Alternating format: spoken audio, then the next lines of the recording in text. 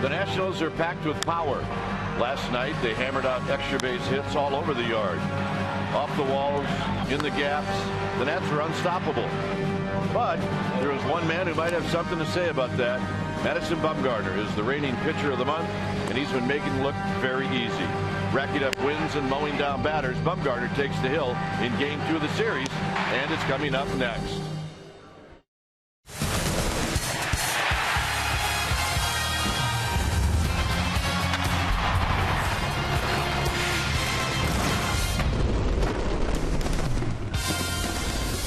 We are coming to you from AT Park on a beautiful night for baseball. This is Game 2 of this 4-game series, Nationals and Giants. Hi again, everybody. I'm Dwayne Kuiper. Alongside me is Mike Rucco. Well, the Giants found out the hard way how good this Nationals team is last night. And tonight, however, they're going to send out their ace, their guy, and that's Madison Bumgarner. Well, Madison Bumgarner's won 6 games in a row. Doug Fister, his opponents, won 4 games in a row. One guy, Fister, gets ground balls by way of the sinker, and Bumgarner gets them by way of the cutter. It's going to be about a lot of ground balls, and I really believe that the team that plays the best infield in the defense tonight, that is the team that's going to win this game. A lot of ground balls. All right, we'll keep an eye on that throughout the course of the entire ball game. When we come back, Amy G is going to take a look at a 2012 Game 2 World Series rematch. Fister, Bumgarner, what a shocker. Amy G on that right after this.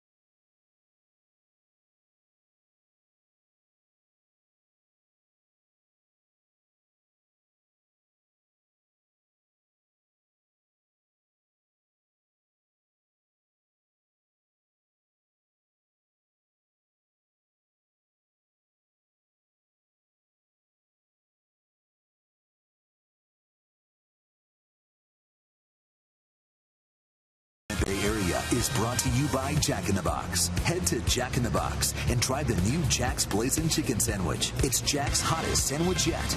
And by Toyota, #1 in MPG, durability, and resale value. Toyota, let's go places. It is Say Hey Tuesday at AT Park. Fans headed to the game. The Giants looking for a bounce-back win after a tough loss last night. They've been pretty good with bounce-back wins this season, especially with Madison Bumgarner on the hill. He's going to square off against the Nationals' Doug Fister. Now, if this matchup sounds familiar, it should, because it is a rematch of Game 2 of the 2012 World Series. It's our McDonald's True Stories this evening. We're going to take you back to that game here at AT Park. Of course, Fister then with the Tigers and fundamentals, boys. Fundamentals. Blanco to Scudero to Posey. The awesome relay gets Prince Fielder out at the plate. He's not too happy about it. Then to the bottom of the second, Blanco line drive hits Fister in the head. Scary moment, but amazingly, Fister stays in the game. Told his trainers, I didn't see stars, I didn't have a headache. 2 runners on, 2 out. I'm going to get the 3rd out, and he did. And then on to Madison's pitching performance. Now in the NLCS, he had some struggles. Dave Rigetti watched video, found a flaw, they fixed it, and this is what resulted. 7 scoreless innings. He gave up 2 hits, no runs, 8 strikeouts. He was pumped.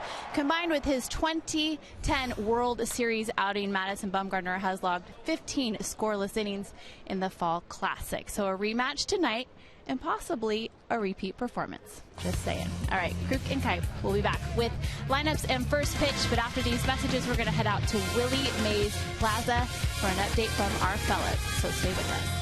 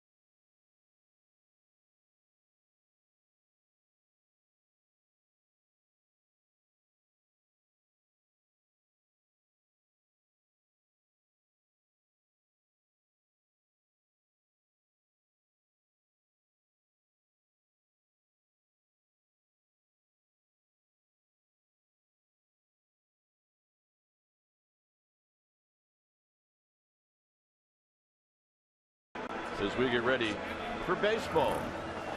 Our game time weather is presented by the Santa Cruz Beach Boardwalk. Get to the beach. The admission-free boardwalk is now open every day. 60 degrees here at the yard. See the winds at 12 miles per hour, humidity at 81%, and it is partly cloudy.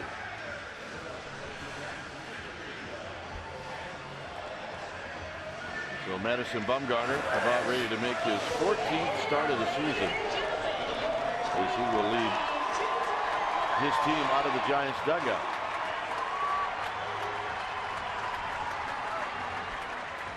And the lineup that he'll be facing, it'll be Span, Rendon, and Jason Worth. The cleanup hitter is Adam LaRoche, followed by Zimmerman, Ramos, and then a very hot hitter. He had a great night last night, Ian Desmond. Espinosa will hit 8th and Fister 9th. On the hill tonight for the Giants will be Madison Bumgarner. Bumgarner 6'5", 235-pounder. He's 24 years of age. He's a 4-year veteran at the big league level. And he's on a roll. He has won his last 6 starts. He's 8-3 on the year with a 2.680 ERA. He was voted the National League's Pitcher of the Month of May. He is just off to a great first half. And you wonder how he does it. Well, when he's throwing right, you're going to see a 90-90, low 90s, to top out 93-94 with his fastball, more 91s than 94s. And it's got a natural cut to it, low 3/4 release. It's one that really gets in tight on right-handed hitters. You'll see a lot of broken bats, a lot of ground balls because of it. You also throw a slider, a curveball, and a changeup. Lifetime against this Nationals team, he's 2-2 with a 2.61 ERA. Take a look at the defense playing behind Madison Bumgarner tonight for the Giants. Starting in the outfield from left to right, you'll see Blanco joined by Pagan and Pence. That's your outfield, the best arm in right field. Crawford and Sandoval on the left side of the infield. Hicks and Morse on the right side. And Buster Posey will be in the squad, putting down the signs for Madison Bumgarner as he tries to keep this streak alive. 6 in a row. That's doing it. Right now it's time for our Nissan keys to the game, and when you're facing a guy like Doug Fister, the opponent of Madison Bumgarner tonight, he's got a great sinker. You try and beat him by making him get that sinker up. That'll be a key. And 2, Bumgarner take the inside corner. And for Bumgarner, who's always seemingly faced up against a stacked up right-handed bunch of hitters against him, that is the key. If he can establish that, if he can break those bats, get that cutter in on those hands, he'll do fine. That's our Nissan keys of the game. Nationals coming in winning 8 of their last 10. So far on this road trip, they're 3-1. And they hurt the Giants last night by a final of 9-2. So here's Span, who had a good game last night. He went 3 for 5. He will step up with Sandoval in at third, Morris in at the edge of the grass at first. And the first pitch of the ball game is a called strike. And we get started at 7:16.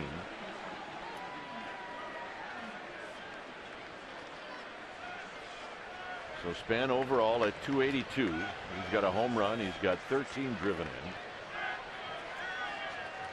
And with Span, it's not about home run and RBI numbers for him. It's about runs scored, stolen bases, disrupt the pitcher, mess with the defense.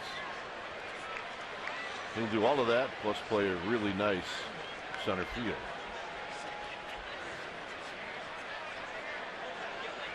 He's 1 for 5 lifetime against Bumgarner as Matt Williams looks on.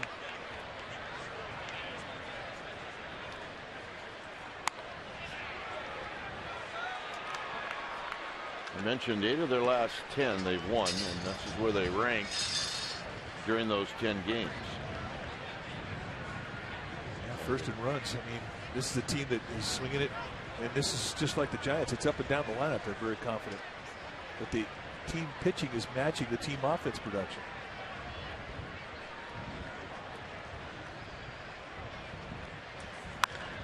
Lined Pagan, and that's how this game gets started. 1 out.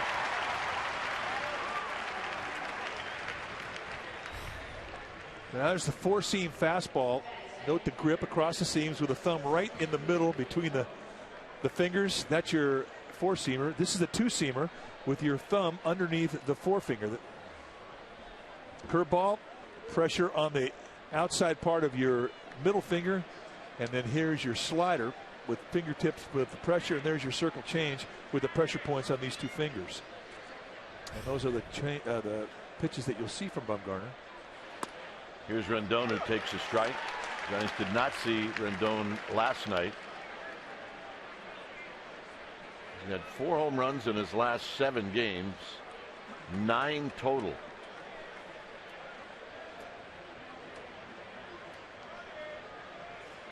And this is driven into left field for a base hit. So Rendon with a 1-out single, and here's Worth. Worth last night went 2 for 4. He knocked in a pair. Now, we think he was sitting on off-speed stuff the whole night, and good hitters will do that. They'll figure out how the guys have pitched in the past. They'll look one way, and if they have success with it, they'll stay on it. But you'll know what he's planning in this at-bat with Bumgarner once you see how he takes pitches in certain counts. There's 3 starters watching. And a call strike. This is Alfonso Marquez behind home plate. He's a low ball umpire. You don't get big corners with Marquez. It's a tight zone. It's more of a hitter's umpire than a pitcher's umpire. But he is a low ball guy. Cuzzy, Davis, Walcott from first to third. It's 0-1 to Jason Worth, who's 1 for 8 lifetime against Bumgarner. And now it's 0-2.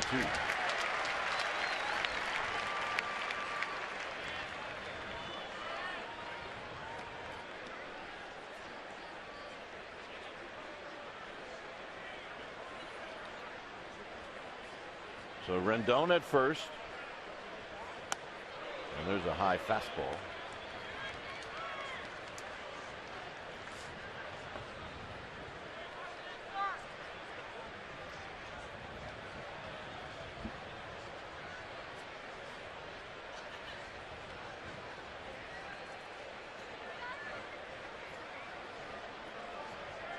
Rendon with his lead. It's not a big one. And this is popped out to shallow right field. And it'll be Hunter Pence who puts it away. 2 outs, and here's Adam LaRoche digging in. You notice there's no sharing involved in this. Well, I can see why. I mean, that'll feed like 8 people in each one of those baskets. Plus, I mean, if you have brothers, that's how you eat next to your other brother. You turn your back to them. You would know. There's a strike on the inside corner. LaRoche 1 for 3, scored a couple of runs yesterday, walked twice.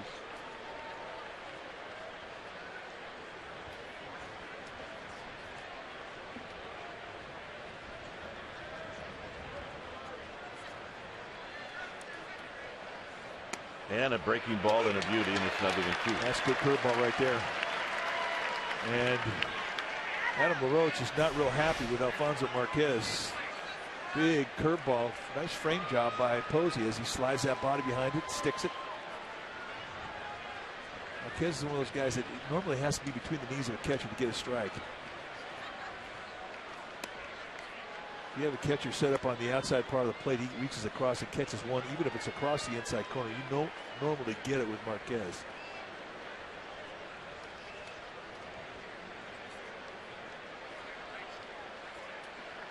One and 2. Rendon, by the way, 3 steals. He hasn't been caught. And that'll do it. No runs, a hit, 1 left. Fister coming out. Giants are coming up. 0-0.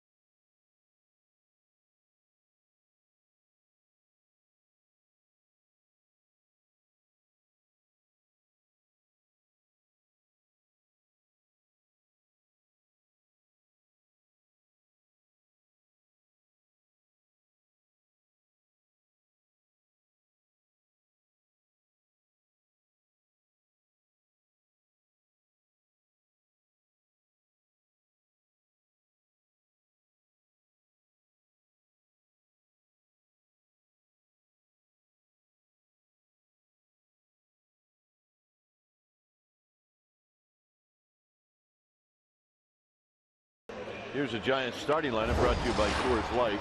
It'll be Pagan, Pence, and Posey. Sandoval, the cleanup hitter, and then Morris in the 5th slot. Blanco gets a start tonight. He's hitting 6, followed by Crawford, Hicks, and the pitcher, Madison Bumgarner. On the hill tonight for the Nationals will be Doug Fister. Doug Fister, a 6'8", 210-pounder, 30-year-old out of Merced. In his 5th year at the big league level, 4-1 with a 3.19 ERA. Look at the strikeouts to walks, 28 punch-outs, 2 walks. That is absolutely flat out doing it. And how does he do it, you ask? Well, he's got a good sinker. You're going to see a low 90 sinker, and he'll throw that a lot. He's also got a big straight over the top curveball because of his high 3/4 release, and he has a slider and a changeup. But you know, he'll throw everything, but he'll ride that sinker if it's hot. You'll see a lot of ground balls tonight. So here's Pagan. Pagan will take high. Now, during the regular season, Morris is the only hitter that's faced Fister. However, postseason numbers are not included. There's a pitch down low.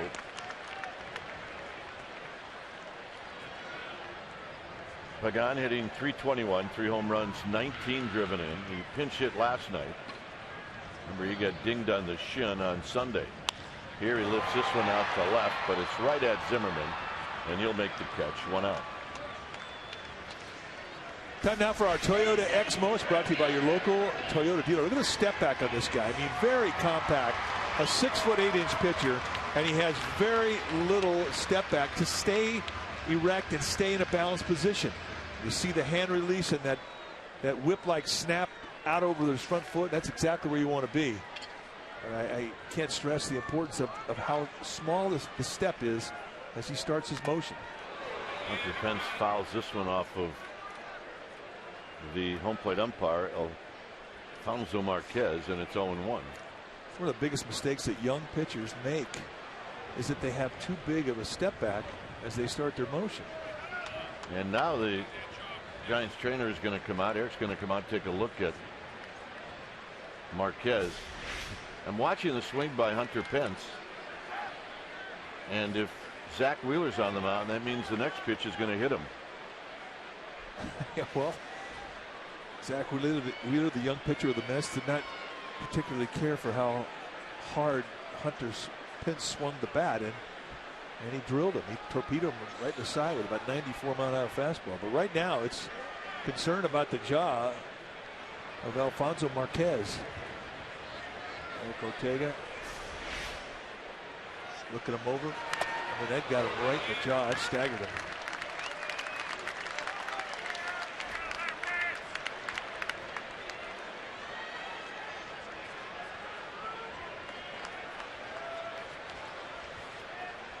So it's 0-1 to Pence, hitting at .291. 8 home runs, 23 driven in.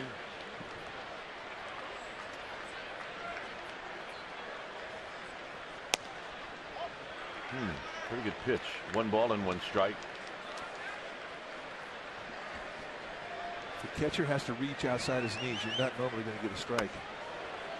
Not from Marquez.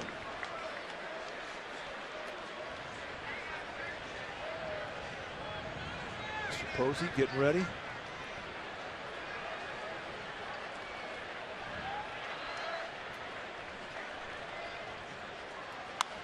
And this is foul back. Let's take a look at the Washington defense playing behind Doug Fister.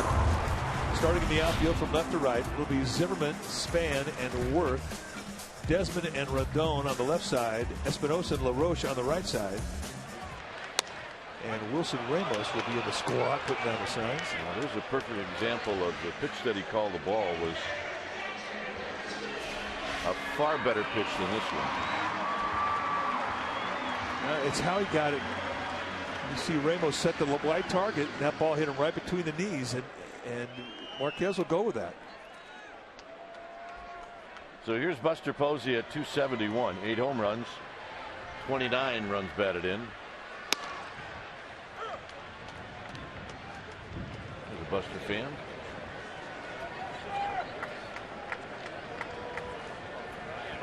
Sandoval on deck, bottom of the first. And it's 0-2. That's a nice two-pitch combination right there. Fastball, open it up at 88, then come back and throw a little changeup in there. That's how many fastballs he uses, 60% of the time. And Buster bounces this one to Desmond. And for Pfister, it'll be a 1-2-3 first. After 1, 0-0.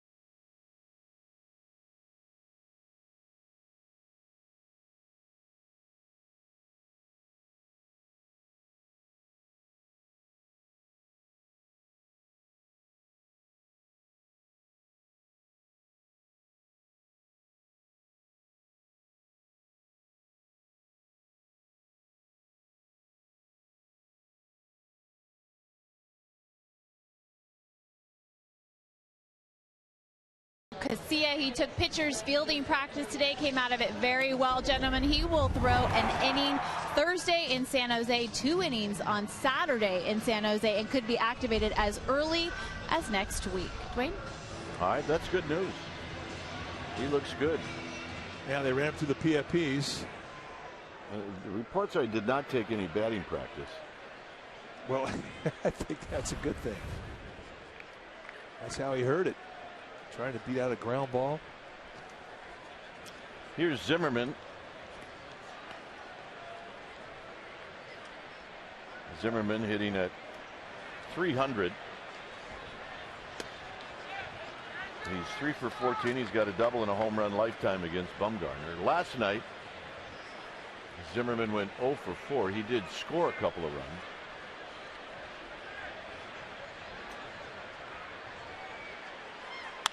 And there's a drive into center field, but it's right at Pagan, and Pagan will make the catch. It was announced this week that the 2014 Giants race runner bobblehead is Buster Posey. All participants in the 2014 Giant races will receive the Buster bobblehead. Races which end on the field at AT Park take place on September 7th.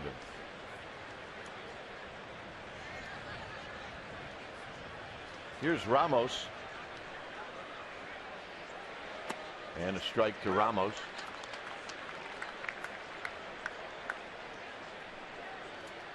Ramos hitting .215. He's got a home run. He's got 11 runs batted in. And this is a drive down the left field line. That's going to be 1. And there's the throw into second, and Ramos beats it. Ramos hesitated just a little bit. I don't think that he was 100% convinced until he rounded first, took a look, and said, "I'm in." Which is how you should make that turn. So a little hesitation right here. I'm going. I mean, that's a big body, and he was cooking. So here's Desmond hitting at .238.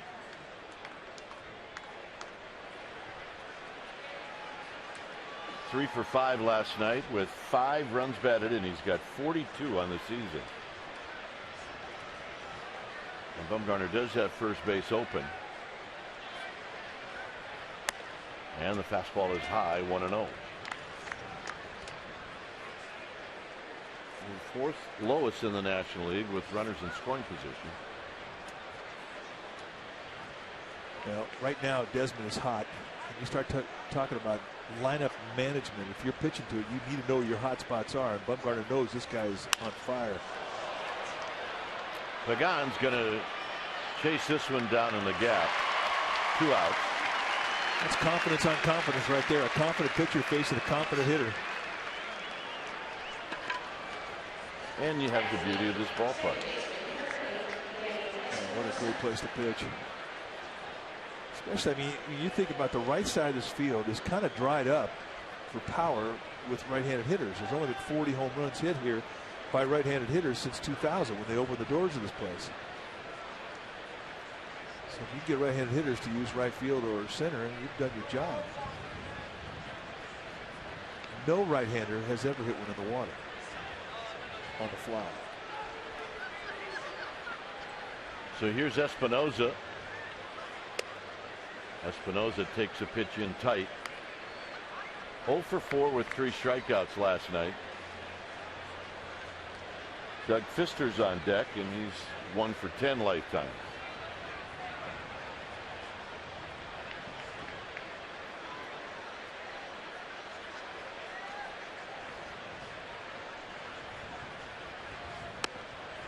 Two and 0. Bumgarner 2-2 lifetime against the Nats.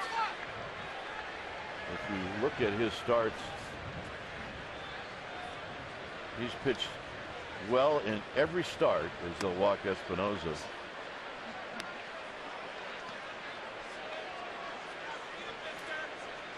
Six starts during the regular season. His ERA is 2.61.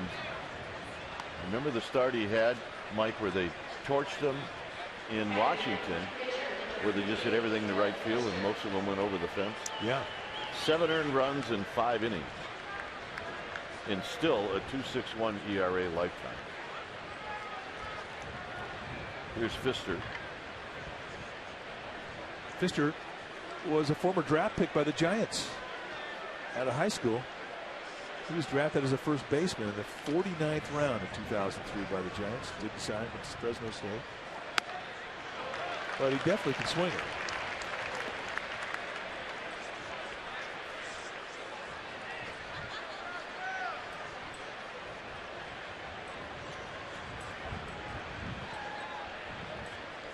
Ramos at second, Espinoza at first, and it's 0-2. He'd be a pretty good target to throw to at first. Oh, 6'8" first baseman. Imagine he'd save a few balls over a normal first baseman's head.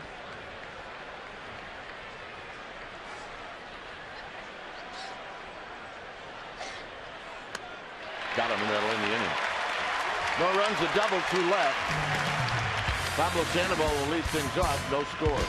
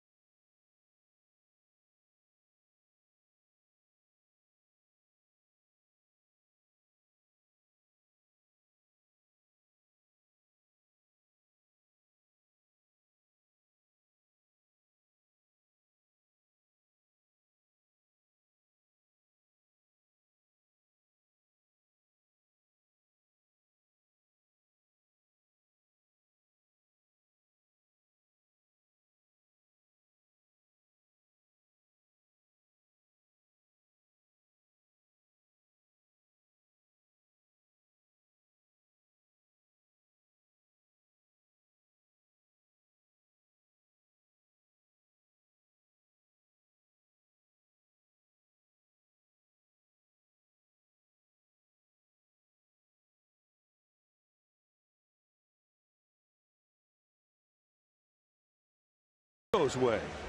As you see, no score as we head to the bottom of the second. We go back to the 2012 NLDS Game 5. Michael Morse hits a home run off of Adam Wainwright into the bleachers in Washington, and that place lit up. Michael Morse had a monster year for the Nationals that year.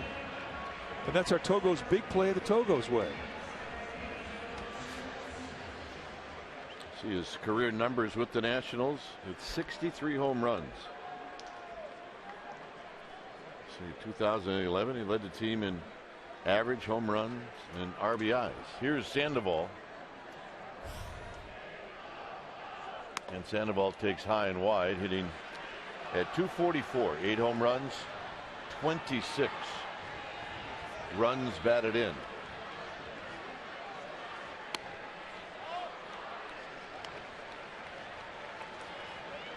That home run by Morse gave him a 6-0 lead. Game 5, that was it. And they lost. St. Louis came back on the road down 6. I mean, you talk about an amazing win historically, but you can imagine how much it hurt that team and that fan base in Washington. And Giants fans, they can absolutely relate being up 5 runs in Game 6 of 2002. Sandoval fists one into center field. He's got a base hit.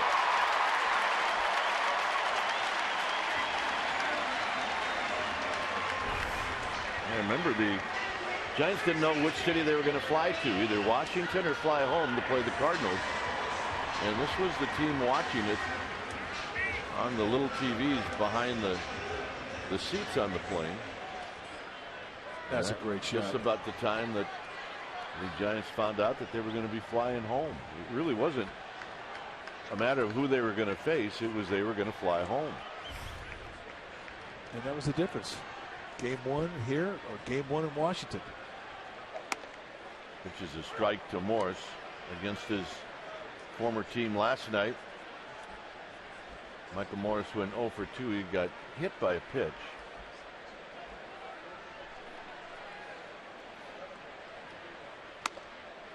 And Pfister runs that pitch inside. 1 ball and 1 strike. Now the Nationals tried to pitch him in on the hands last night. They're going back in there again tonight.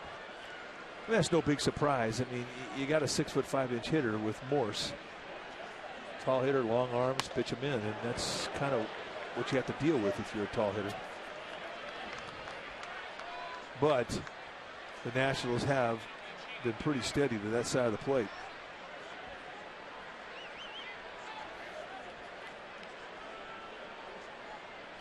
One and 2 with Blanco on deck. And now Morris asks for time.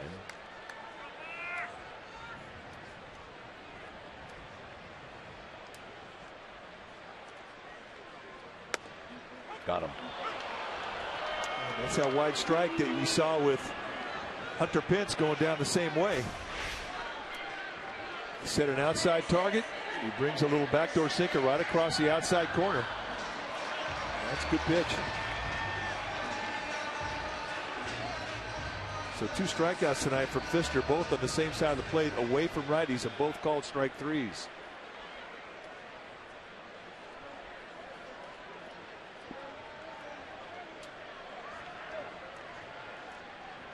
So here's Blanco hitting at 253. And he takes the pitch just high.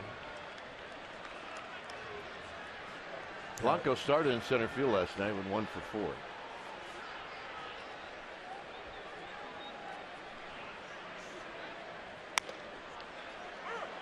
And right now, Marquez in the calling strike mode.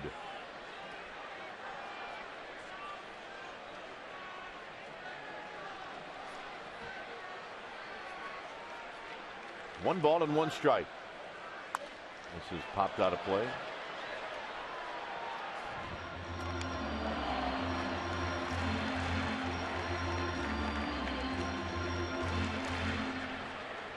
Got our first good play of the night. Nicely done.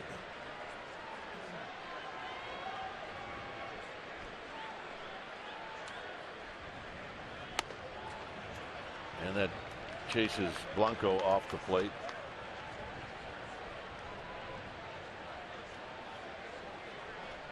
Brandon Crawford chalking up, getting a game face on.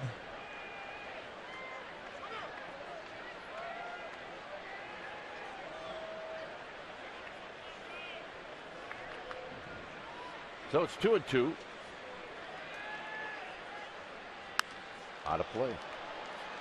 Doug Fister likes to work a quick pace. He and Bumgarner are very much alike in that regard. He will slow things down when a runner gets on base, as a lot of guys will do.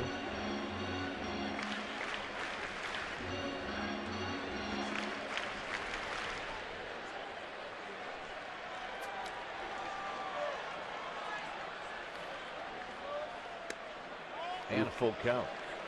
Just missed right there. It's pretty much the same location that was strike 3 to Michael Morse and Hunter Pence. Well, let's see if Sandoval takes off. He does not, and this is popped up. Shallow left field. It's Zimmerman. He'll put it away.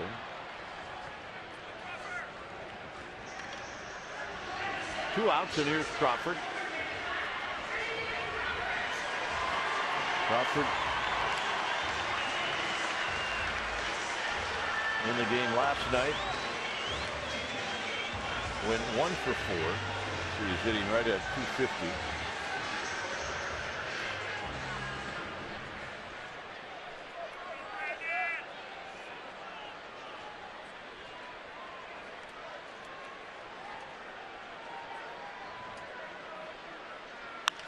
He drives this one to left field.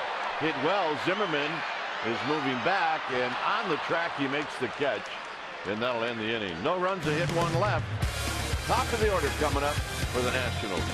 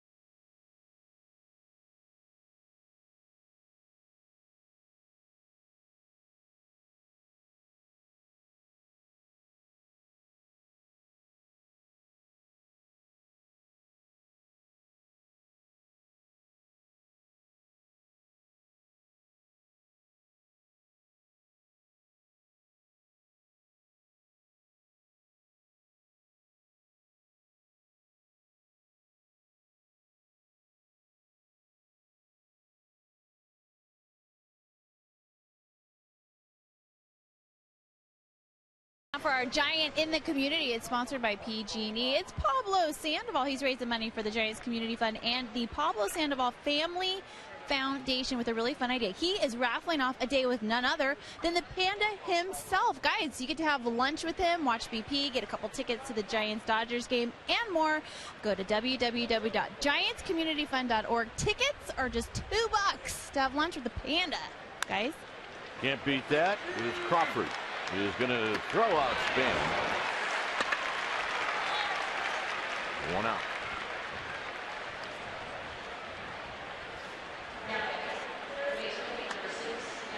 So here's Rendon.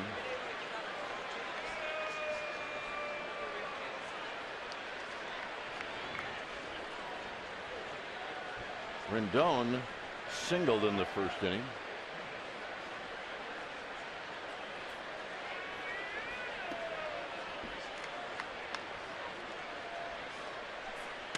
Here he takes his strike on the inside corner.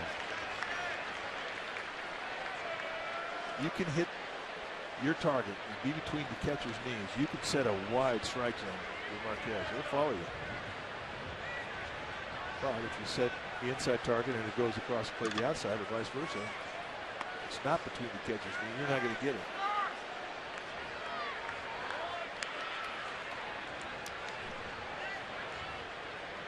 Worth to follow. No score. Third inning.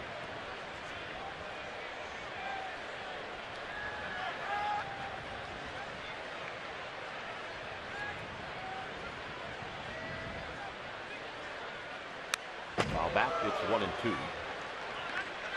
I love that shot looking at what the hitter sees with Madison Bumgarner. And Bumgarner's really different than a lot of pitchers because he has an enormous upper body turn. And he starts his stride at you. You can still see 40. The numbers on his back. I mean, that's a long time staying that closed. It's possible to get a good look at his pitch or see him early. You just don't pick it up at all early.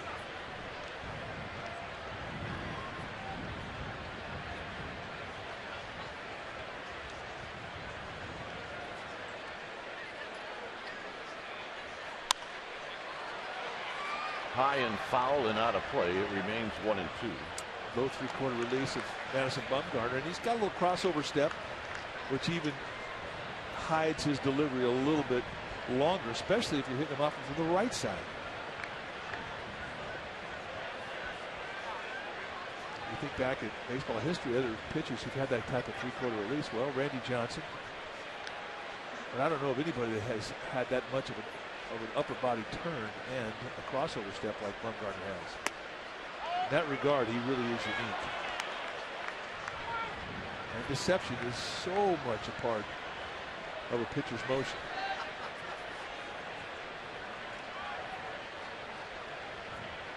And the 2-2 pitch. Swing and a miss. He got him. Good curveball surprise. Well, download the Giants official mobile app at the ballpark. This is a must-have free app for Giants fans when visiting AT Park. From your mobile device, the app will allow you to upgrade your seat, listen to players' walk-up music, find the closest garlic fry stand, check in to unlock special offers, and much more. So go to sfgiants.com/ballpark app or text ballpark to 31826 to download at the ballpark right now. Here's Worth. And a strike to Worth. Take a look at the motion. Very upright, very balanced. And now he drops, and you still can't see anything but his numbers. And then here comes a low three-quarter release, a high hand position, which tells you how strong he is. I think the low three-quarter is very difficult to maintain a high hand position. You've got to be strong. And, of course, we know Bumgarner is that and more. But it's a very easy arm angle to get lazy with if you lower your hand, and that's when you have slinging type arm action, and that's when you lose command of your strike zone. He does not have that problem. 1-2 now to Worth.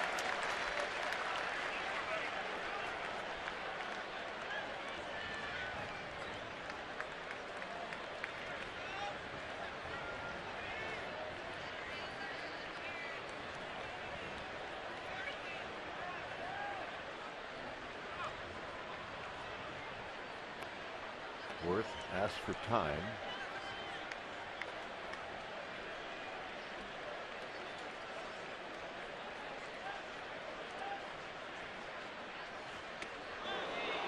In tight. 2-2.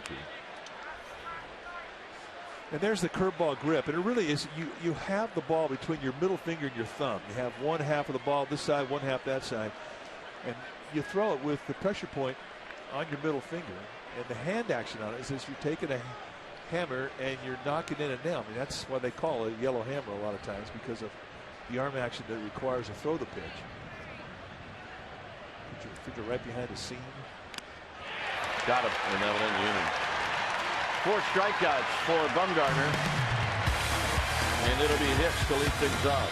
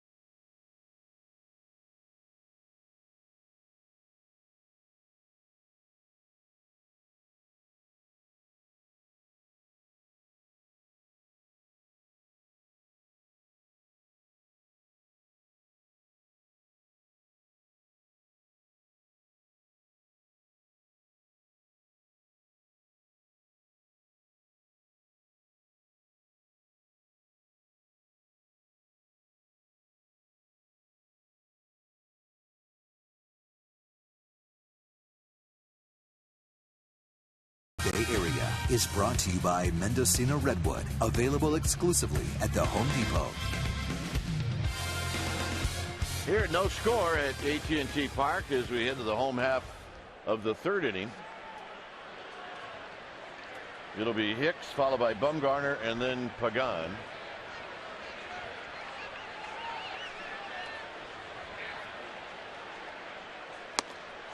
And Hicks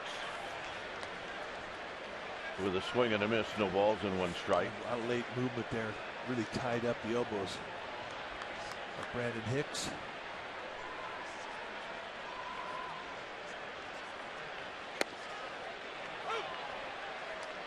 Now, Fister sees that type of swing, and he's going to go right back on that inside corner again. I'm a little surprised he went down around the knees and not back on the hands.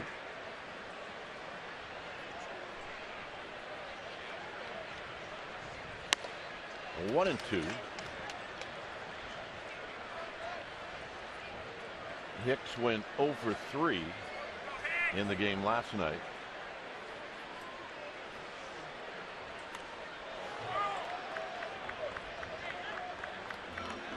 Bumgarner and then Pagan were in the third inning.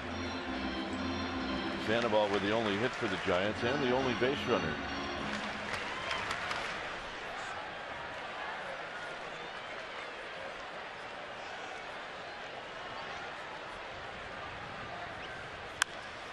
On the ground to Desmond. One out. And here's Bumgarner.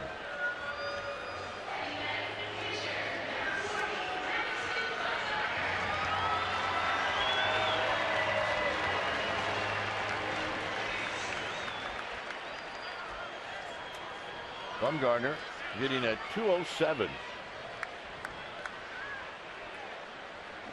And he hooks this one foul, and it's no balls and one strike. Now you think back when Bumgarner faced Fister, he threw 3 straight fastballs. Now, do you think he's expected to see 3 straight fastballs? Yeah, he is, but he's not going to see 3 straight fastballs. He's seen 2 though. 6 for 29.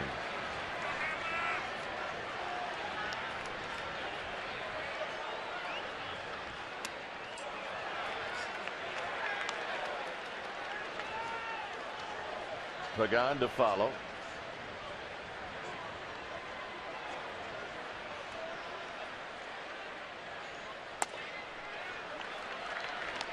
Two and two.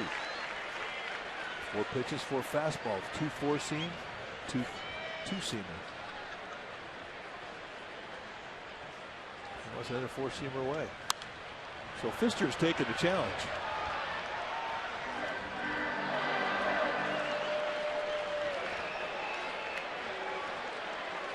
And this may be something that got issued in before last night's ball game. You throw me fastballs, I'll throw you fastballs. And there is a violation of the rule. First breaking ball.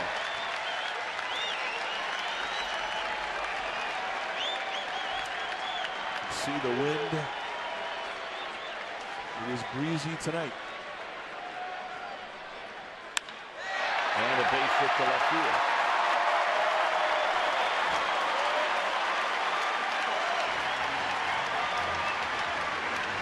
Never fails to put a smile on a bench's face when a pitcher gets a base hit.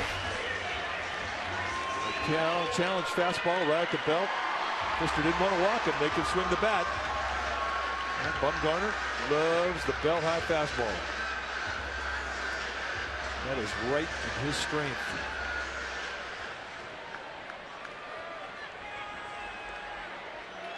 So here's Pagan. Pagan hit a fly ball to left field to open up the bottom of the first. And he cannot hold up. It's 0-1.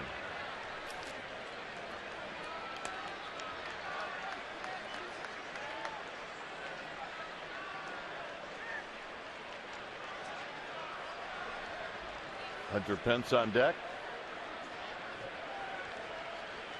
His team now with 2 hits.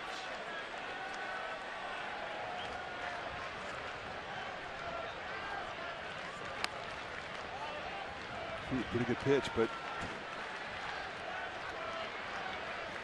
Talk about it again. Umpires set the outside target. This thing goes across the plate. I mean, that's a strike. But because he didn't have a body behind it, you're not going to get it with Marquez.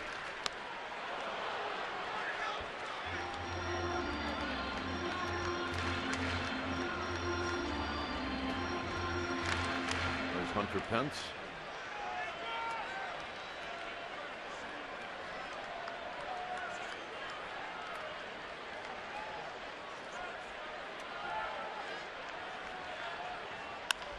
Double play ball. That's one. Not in time. Espinosa, for whatever reason, showed no sense of I better get this thing moving. Well, Bumgarner makes a mistake.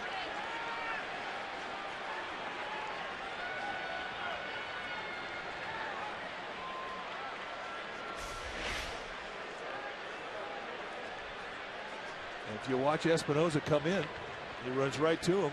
Espinosa takes that out. If Espinosa throws the ball to first base and gets the out, then it's an easy double play.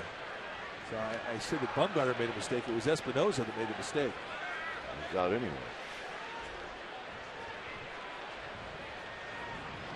This is likely going to be looked at.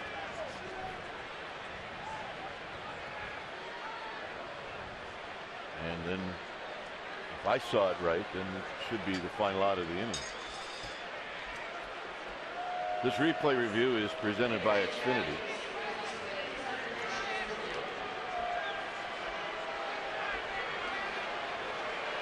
Saw Randy Knorr, the bench coach,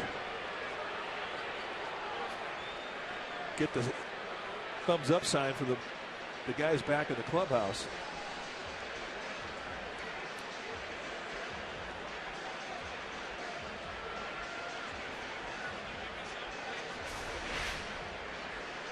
Another look.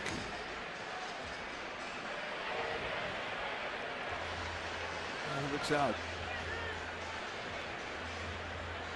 That's a very close call, but I do believe it's definitive.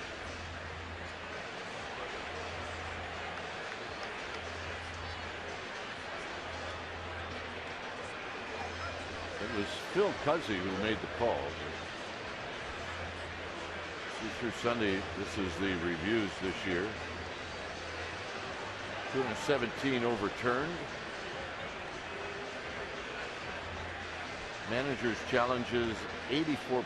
I mean, you got to look at that and know that somebody's looked at the play before the manager has made the challenge. Oh, wait, another look. I mean, he's out.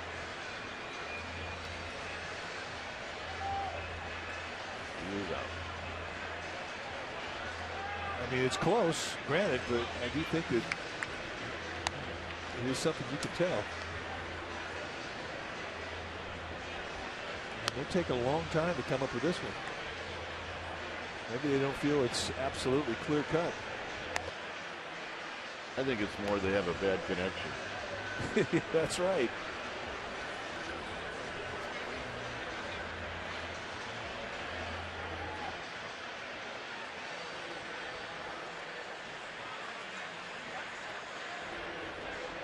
We are also watching baseball games in other cities. And the Dodger-Reds game, they have a play there that's being reviewed. Exactly the same time that this is being reviewed. How about that? Well, that's a break. And Matt Williams no longer can challenge. Call stands. And that's an opportunity. And this now becomes a 100% steal situation with 2 outs for Angel Pagan.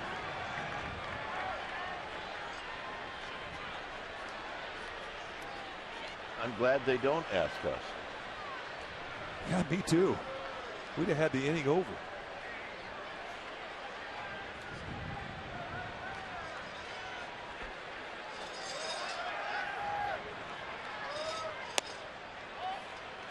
What was that?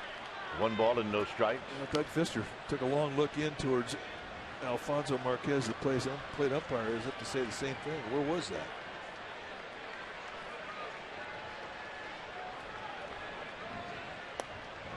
Two and 0.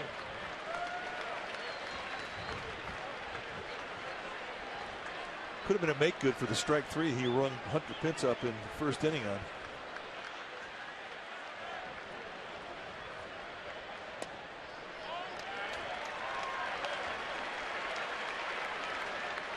Three pitches, three sinkers, 3-0.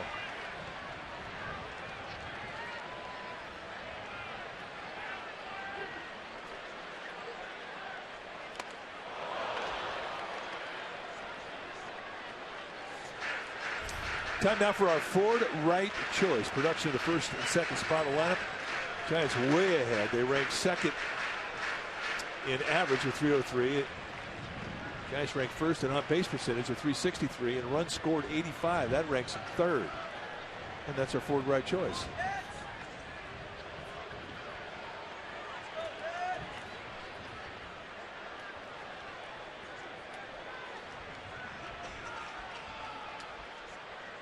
Three balls and one strike. And a base hit to right field. And that'll bring up Buster Posey.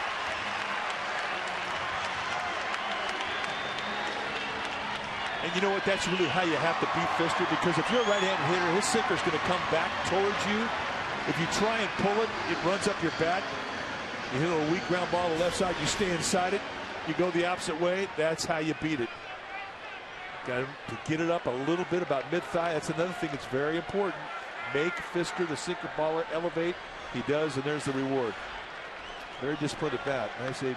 Posey bounced out to short in the first inning. Curveball and a swing and a miss.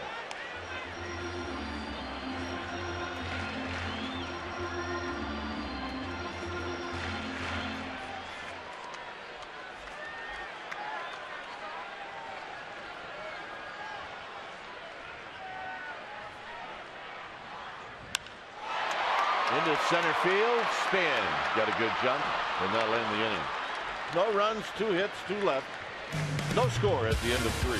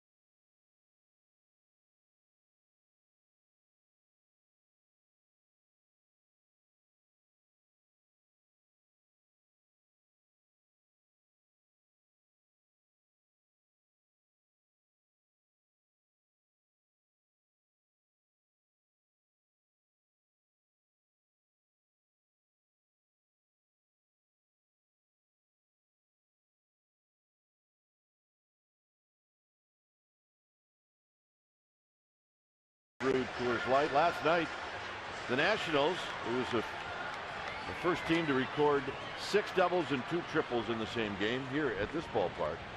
Happened 3 times at Candlestick, all by visiting teams. Pirates did it in 1960.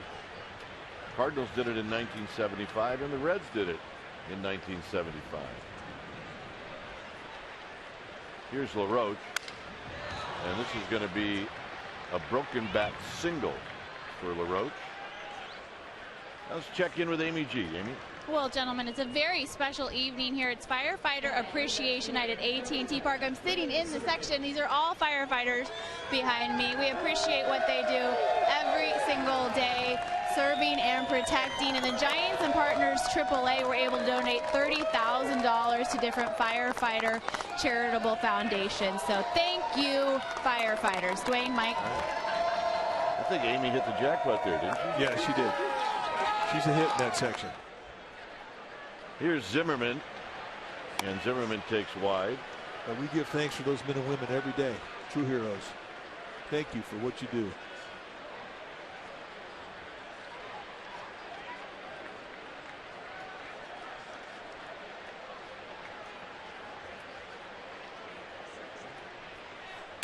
And a strike to Zimmerman. Wilson Ramos on deck. First time in this game the Nationals have had their leadoff hitter on.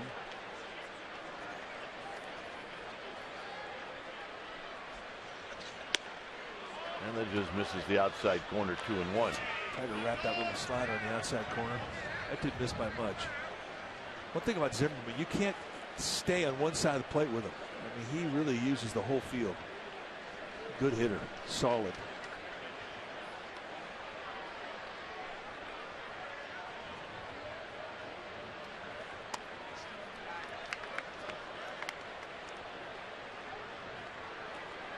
Now you see how they bunch the right center field gap.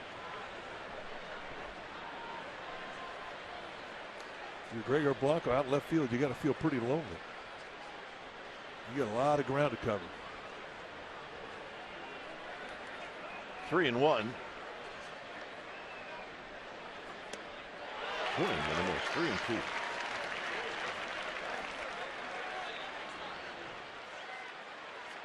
So hard for me to try to figure out if it's a cutter or slider.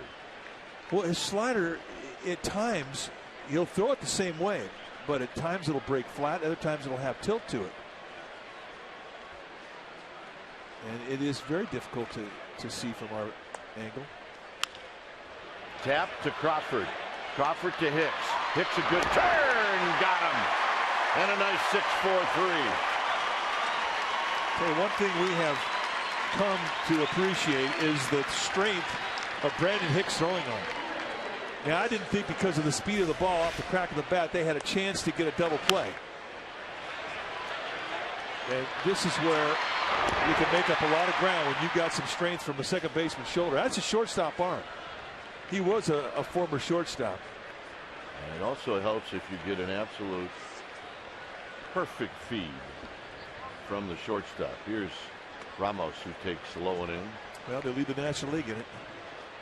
And they are fun to watch. They really have produced defensively together this year.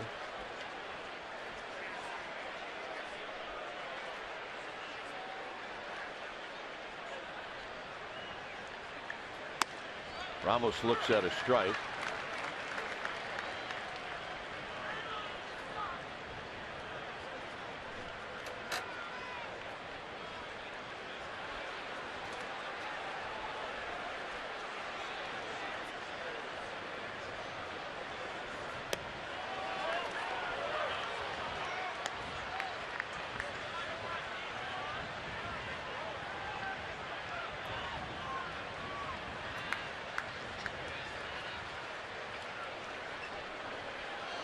Two balls and one strike.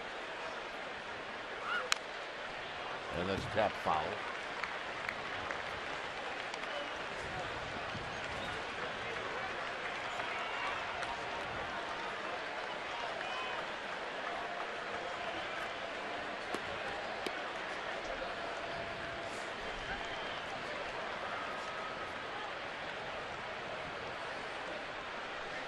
Two-two pitch. Tap to Hicks. Hicks will take his time and with the help of the double play, that'll end the inning. For the Giants, Sandoval, Morris, and Blanco coming up. 0-0.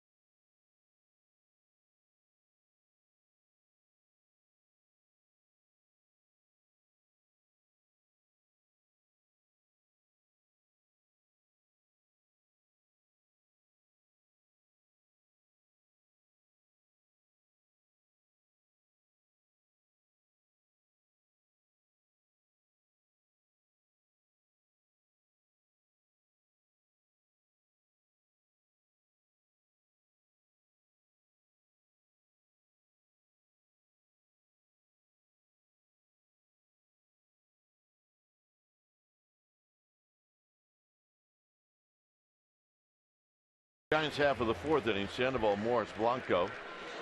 Each team with 3 hits. Sandoval's got one of the 3 hits for the Giants.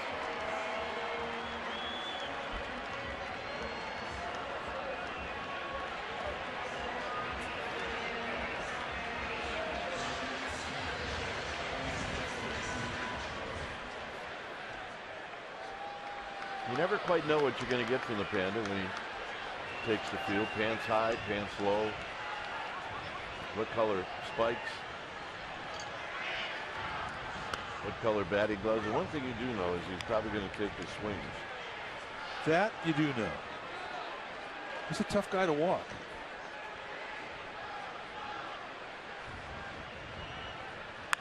And he's got another hit.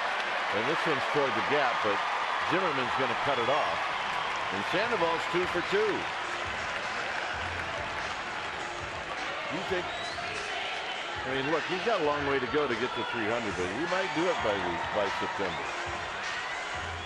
Well, we always talk about how flat his swing is, and you get a really good example of this. And just a real light grip on the bat, and just throw the bat head. And that is something he was having a problem controlling early in the year when he was so stale, but not anymore. And I think he's going to get there, Kemp. I do. He's got a lot of season left, and he is definitely controlling that bat head now. Here's Morris. Morris, fist one into right field. That's a base hit. And my old broadcast partner, Joe Morgan, used to call that what? A fang. A fang. Well, it pays to be strong, too. And I think Doug Fister threw this exactly where he wanted to. I mean, it was a fastball up and in the hands, inside corner. And watch where it goes up the bat. I mean, it hits right there on the label. And most mere mortals, you hit a ball on the label, you're not going to throw it out halfway between an infielder and outfielder. You'd be lucky to make it to a second baseman. Well, if it's down, though, it's a little harder to hit. So here's Blanco. Blanco popped out to left field in the second. And here he takes a strike. Yeah, he's going to think about that one.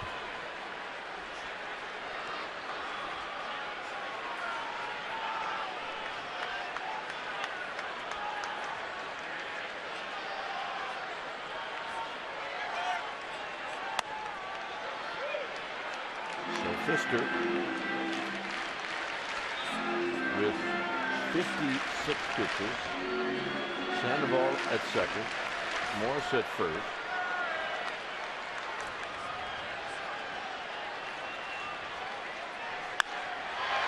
Hit out into left center field. Sandoval's going to tag. And that ball really carried out into left center field. And Sandoval makes it to third easily. That is some carry. We thought the same thing when Brandon Crawford hit his ball to left field. It might have a chance to go out. But as this ball got empty, it really was slicing away from Denard Span, the center fielder for the Nationals. Look at the flags. And it's Howland Jack right now. Boy, did we see this ball take off. Here's where it starts to push. It winds up taking Span about halfway into the warning track.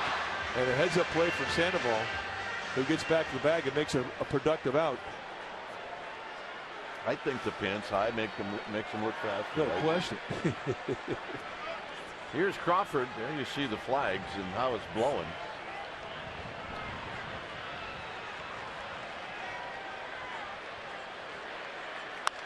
Crawford pops it up. This is not going to do it. It's going to be Zimmerman who will make the catch. And that's out number 2. And here's Hicks. Now, frustrating at bat. You have a runner at third base in less than 2 outs and not be able to get him in. But this is the one at bat now that the Giants have been able to come up with all year. The one that picks up a teammate. Kind of their motto has been, trust the guy behind you. And Hicks an opportunity here to pick up Brandon Crawford.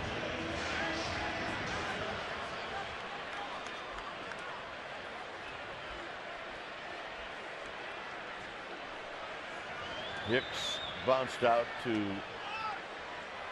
Desmond in the third. And a strike, and it's 0-1. He'll have a string of bats where he'll go 1 for 16, not do a whole lot, then all of a sudden, boom, he runs into one, and he'll change a game. Out into right center field, but Worth has got a beat on this one, and that's going to end the inning. So Pfister does a nice job. We'll head to the fifth. No score.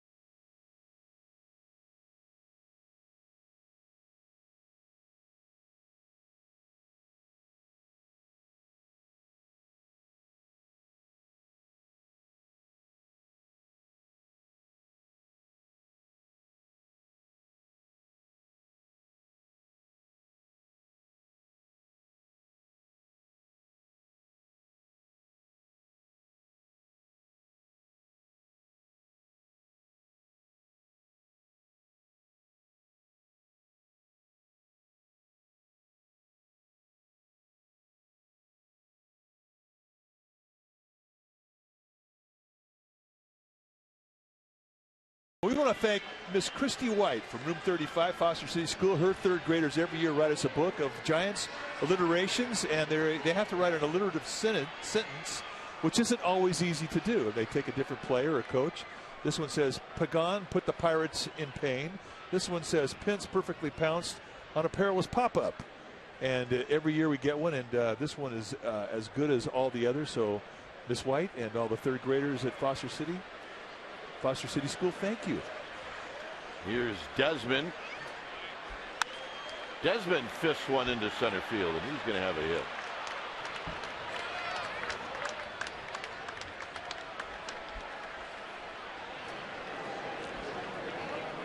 Taking her time, no hurry. The ice cream's good. It's the right texture.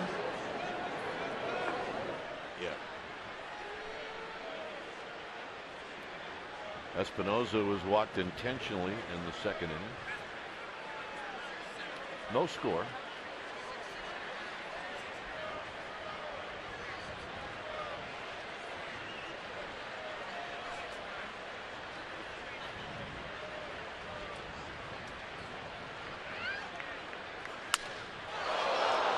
And this one's going to fall.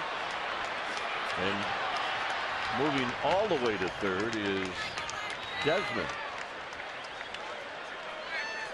Well, Friday, June 13th is the second Orange Friday Happy Hour presented by Lagunitas Brewing Company. It's country and western night as California Country will be performing live in Seals Plaza pregame from 5 till 7. Your special event package will include a Giants cowboy. I want to get that, I want to get that, I want to get that. A complimentary beverage and a game ticket. And you need tickets, go to 415-972-2298 or go to sfgiants.com/special events. See, Desmond did not slow down. And an easy take at third.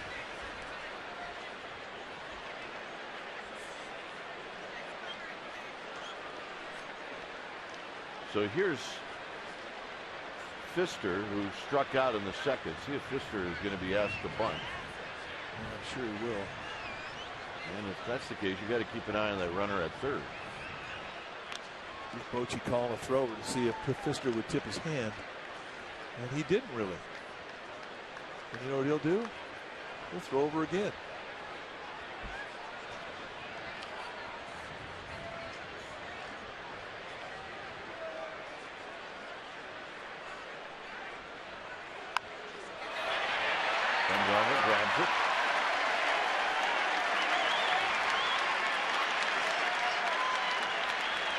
So Fister pops out, and here's Spain.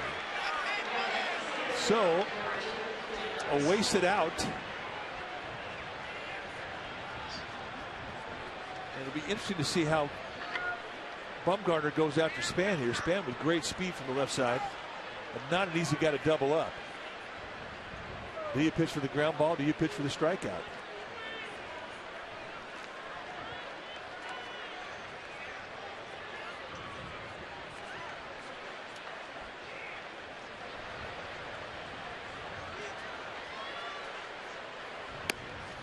And a strike, and it's 0-1. So little cutter nailing down that knee-high location. This has such exceptional command. This last month and a half with that pitch, when he's needed to make it, he has made it. And against lefties, he just pounds that outside corner at the knees.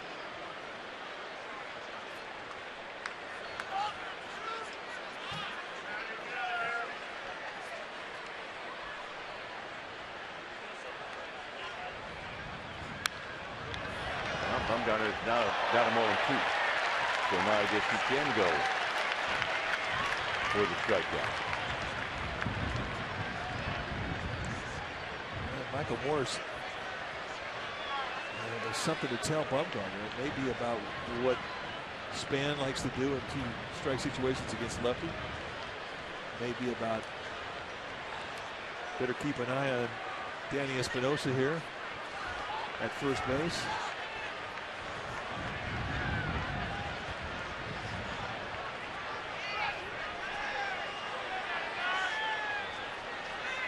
Span definitely has his way of getting in the batter's box.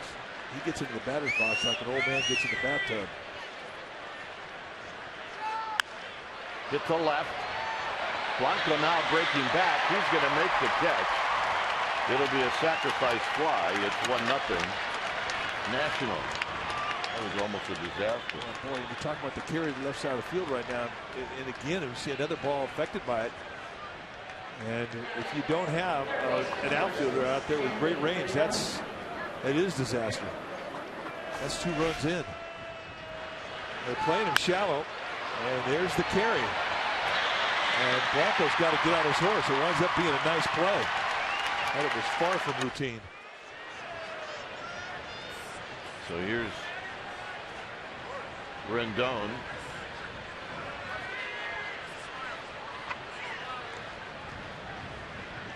Rendon singled in the first, struck out in the third.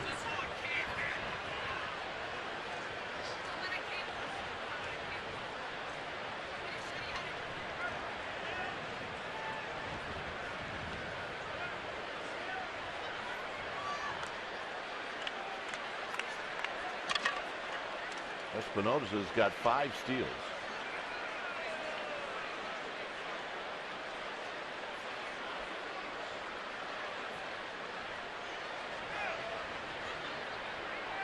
See the Rockies taking it on the chin, and the Dodgers beating Cincinnati. There's a pitch wide, 1-0. There's an over 2-hour rain delay to start that game in Cincinnati. They're in the 7th inning, and it's 11:30 in Cincinnati.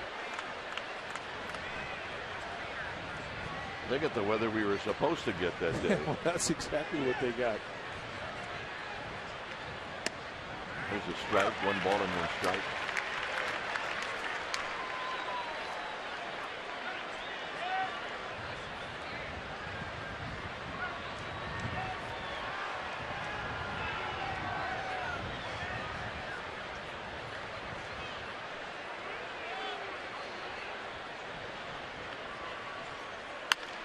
And that's pulled foul. It's our ball dude, Tony Graham, on the third base side tonight.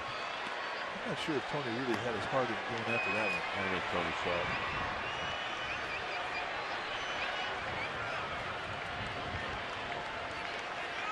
And that's Left Brown on the first base side, our other ball dude tonight.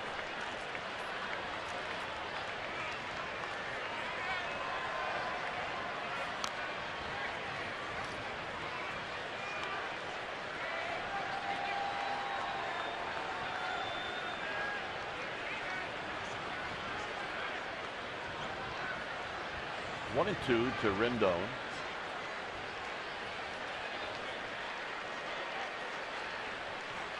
And it's high, 93 from Bumgarner, 2-2.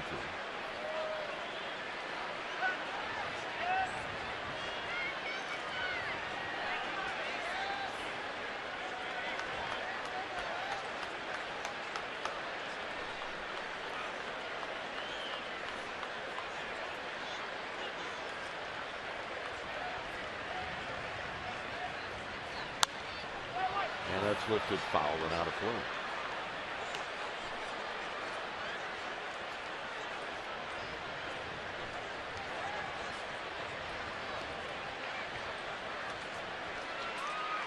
It's 22-10 at home. It's a little brisk out there, isn't it? Yeah, it's Howling Jack. The wind is up, but there's carry to the outfield, and that is the benefit of it. Cannot be much fun playing the outfield tonight. This is very candlestickish.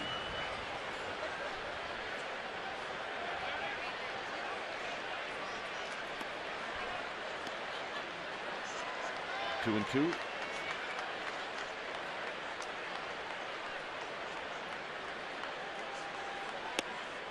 Bumgarner let that one slip out of his hand a bit. It's 3 balls and 2 strikes. You're going to want to walk Rendon with Worth coming up. So you would expect that this would be in the strike zone.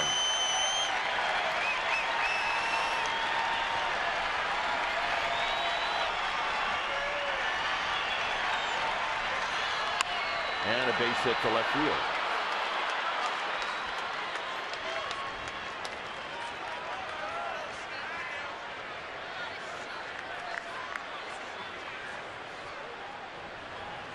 Time to log on to csnbayarea.com and decide the player of the game. Your vote counts. Winner will be revealed during Giants postgame live.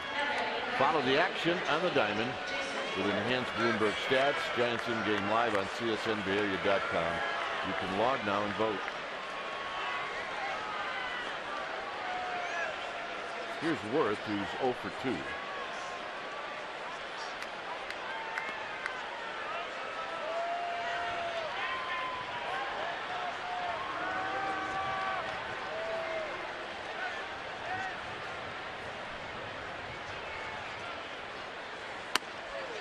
No balls and 1 strike.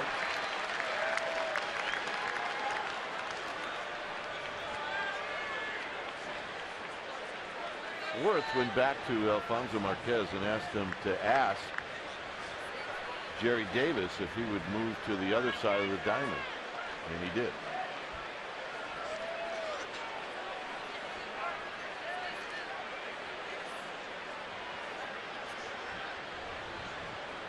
Umpires always accommodate you at that request.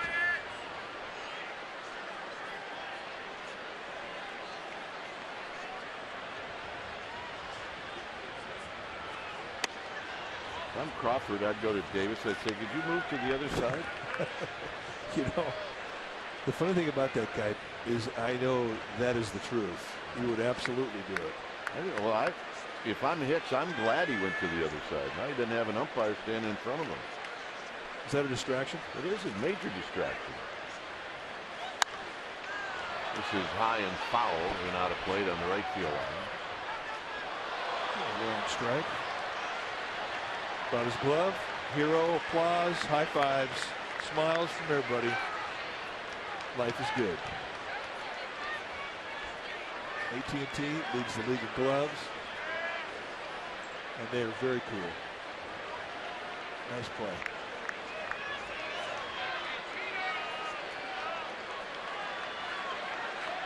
Yep. He's got gloves. Happy as can be. Smiles. Everybody's happy. Worth with a base hit. Blanco gets to it. They're going to wave in Espinosa. This is cut off, and being tagged out is Rendon, and it's 2-0. So Worth with the RBI single. We will head to the bottom of the 5th. It's 2-0 Nationals.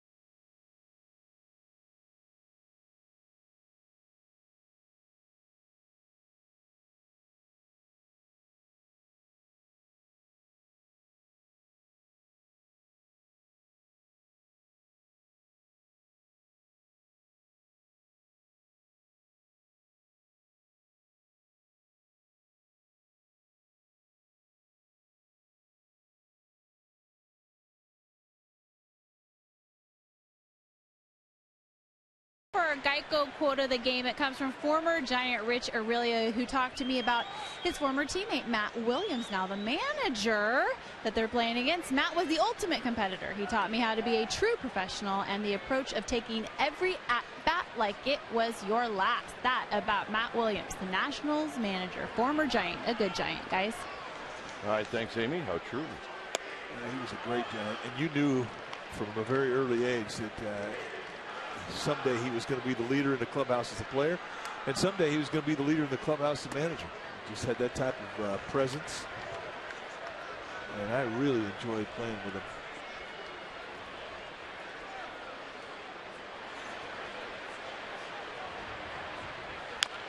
Bumgarner on the 2-0 pitch bounces it foul.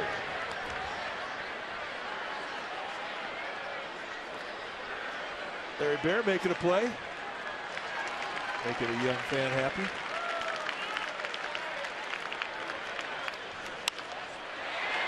And Roach has got this. 1 out.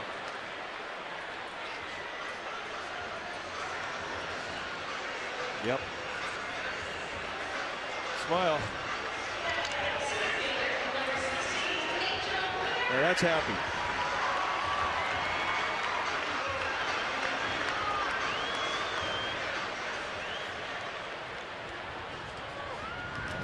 Around the corner there. I want to get that, I want to get that, I want to get that. That stuff is sinful. It's so good. Here's Pagan. Pagan is 0 for 2.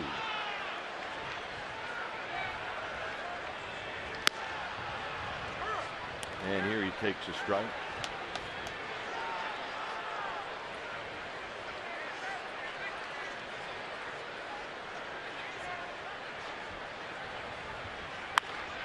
Shoots this one up the middle, and it's knocked down by Espinosa.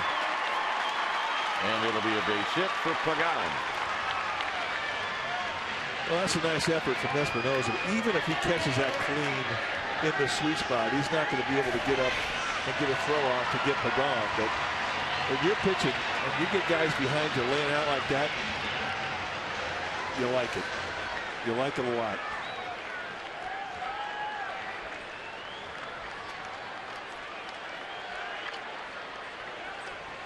Here's Pence, who singled in the 3rd.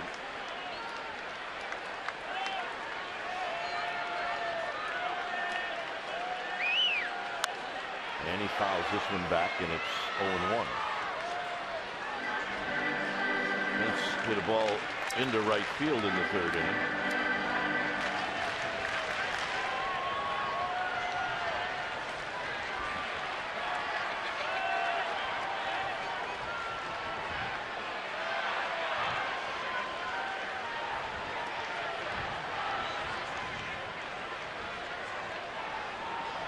Pagan with 11 steals.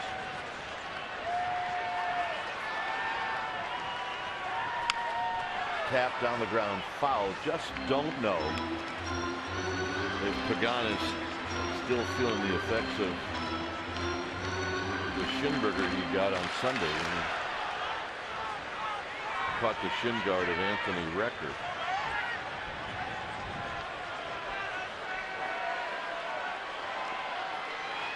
I think Fisher got away with that last breaking ball. It was a hanger. A little flip job down the right field line. This is going to be foul.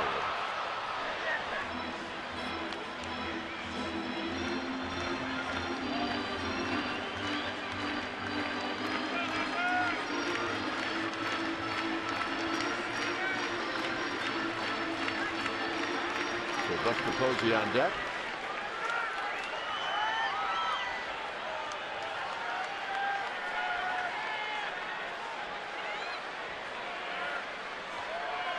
Fister starting to elevate just a little more this inning. On the ground to Desmond, and Pencil beat it out.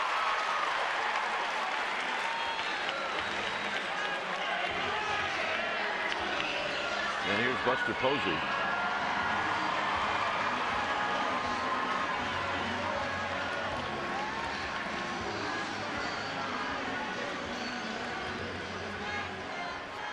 Buster tonight has bounced out and he's flied out.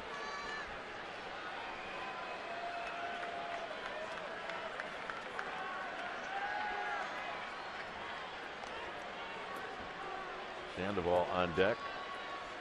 2-0 Nationals. 2 runs in the top of this inning.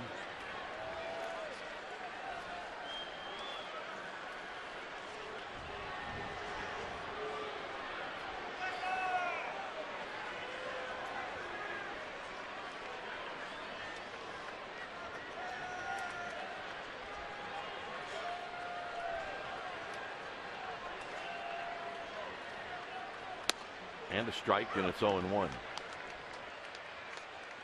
Challenge fastball, and Pfister has done that a lot tonight. I mean, he has really gotten on top of a lot of hitters, and he's used that sinker.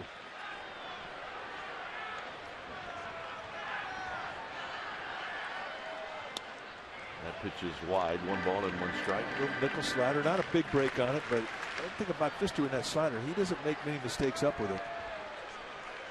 His curveball is the breaking ball that he's let go high a few times, but the slider, for the most part, has been pretty controllable. And I think that maybe is why Ramos, the catcher, is calling that slider more than the curveball. Think back to Hunter Pince's at bat. He hung a curveball there. Flip to right. Worth coming in, and Worth will make the catch, and that'll end the inning. No runs, a hit, 1 left through 6. 2-0 Nationals.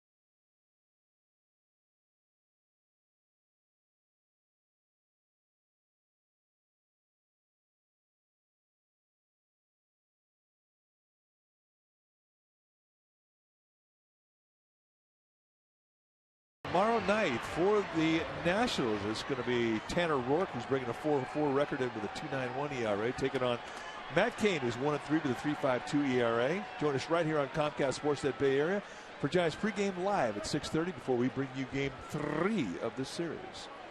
Here's LaRoche, who takes outside 1-0. 2-0 Nationals.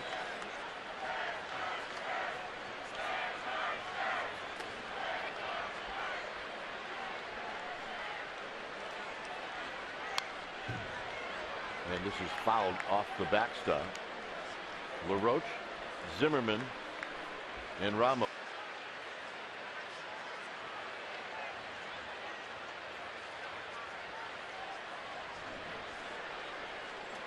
One ball and 1 strike. 2-1.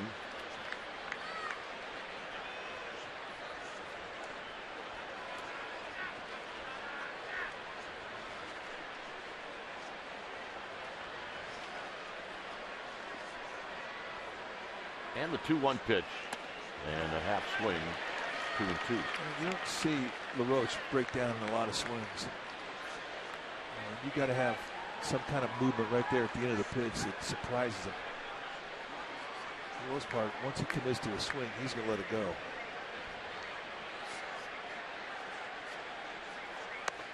When you look at LaRoche and his style of hitting, I mean, he's really a throwback. He looks like he's up there trying to do one thing, pull.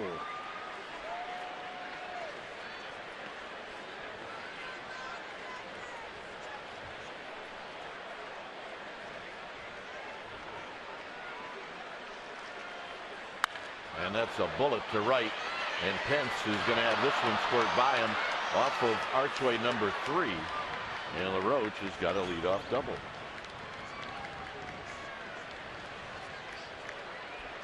Well, the Rockies are coming to town for a promotions-filled weekend. Friday, June 13th, fireworks night presented by Snapple. Saturday, the 14th, 105 start. The first 20,000 fans will receive a Mad Bum camo hat, courtesy of StubHub. And on Sunday, Father's Day at 105, the first 20,000 fans will receive a Giants necktie. Tickets remaining for all 3 Rockies games. Go to sfgiants.com. So here's Zimmerman, who's 0 for 2.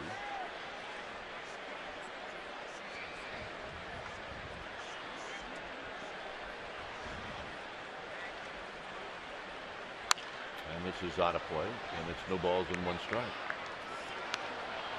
You take a swing like that, I think the guy with the bat in his hands is thinking about one thing: opposite field.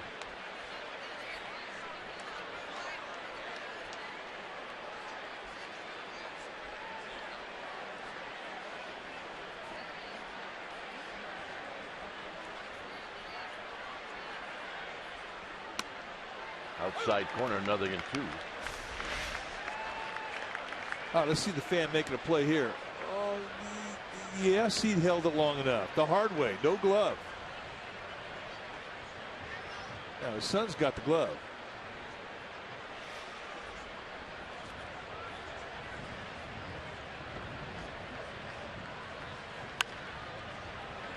Crawford waits on a better hop. He'll throw out Zimmerman. LaRoche couldn't go anywhere. Wasted out. And here's Ramos. As good as a strikeout right there. Which is what a runner at second, nobody out situation is. That's a strikeout situation. Rule of thumb: if you're a base runner at second base and that ground ball is hit in front of you, you freeze. If it's behind you, you move.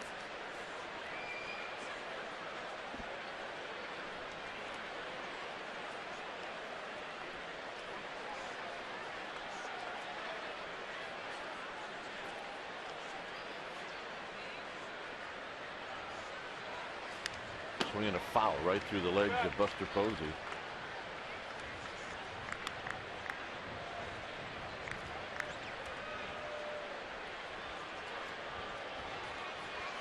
Ramos 6 feet tall, 240.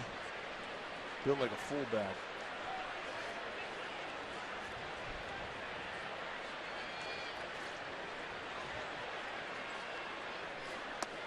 Just another catcher from Venezuela. They're all over the major leagues. Giants have a lot of players from Venezuela on their club. Pablo Sandoval. Remember, he started out as a catcher. Hector Sanchez. Gregor Blanco, Marco Scudero, Jim Machi, Smero Petit.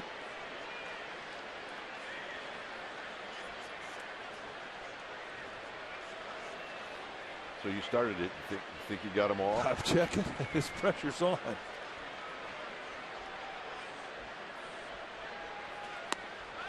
Two and two.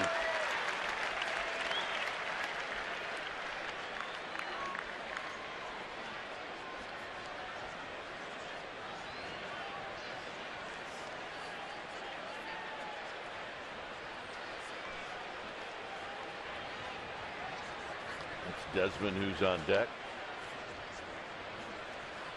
I forgot Juan Gutierrez. He's also from Venezuela.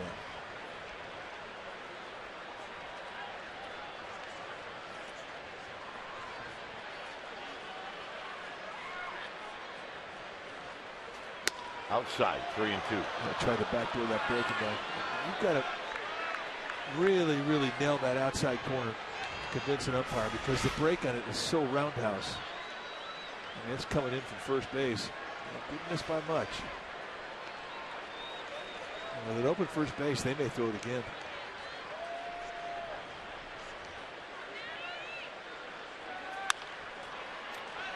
Hit on the ground to Hicks, and Hicks will make the play.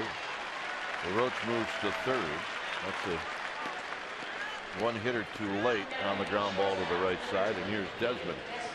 Yeah, you're right. I mean, Ryan Zimmerman, I mean, he's not a situational guy. He's an RBI guy. He's trying to bang or hit the ball to the ballpark.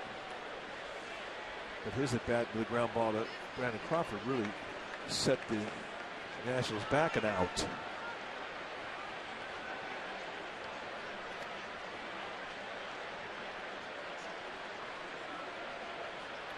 Desmond 1 for 2.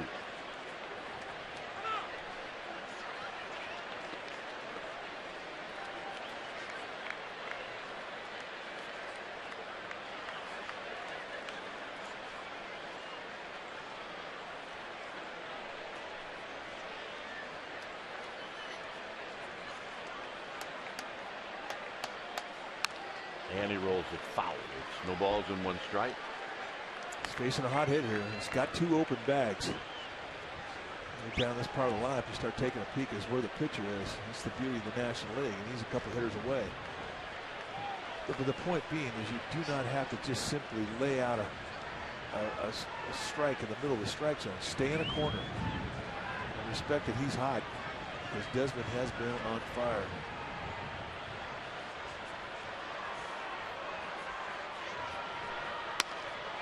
And 2. Back to a breaking ball. And that is not what Desmond was looking for.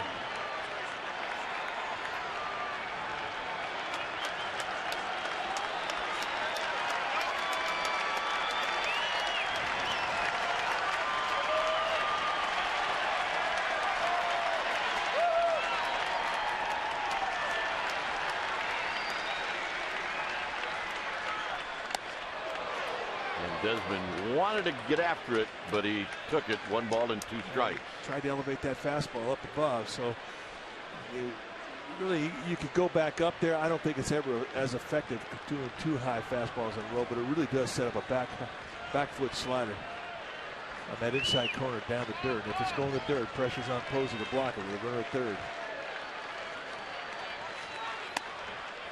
So they do try a second elevator. And Desmond did not pull the trigger.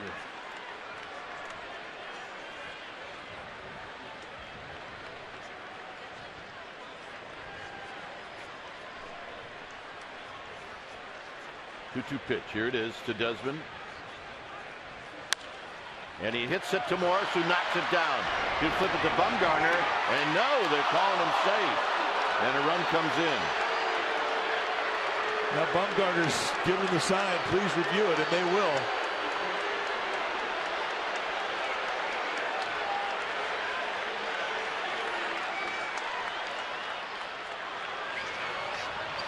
So Bruce Bochy's going out. It's going to mean the difference of a run here. Desmond runs well. You got him. You got him.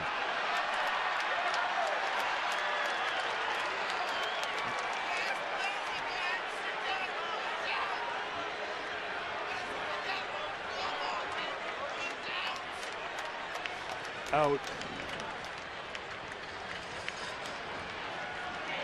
It's kind of a great feeling if you're a manager and you go and you're going to make an argument and you know you're right.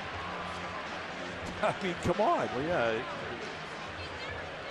I mean, you kind of let go of the umpire and go, I know I'm right. This replay review is presented by Xfinity. So I'm writing this one in, big boy. Yeah.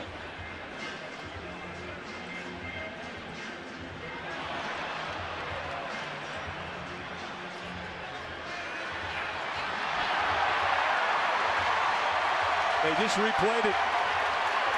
And right behind the replay comes the call from Jerry Davis, the crew chief.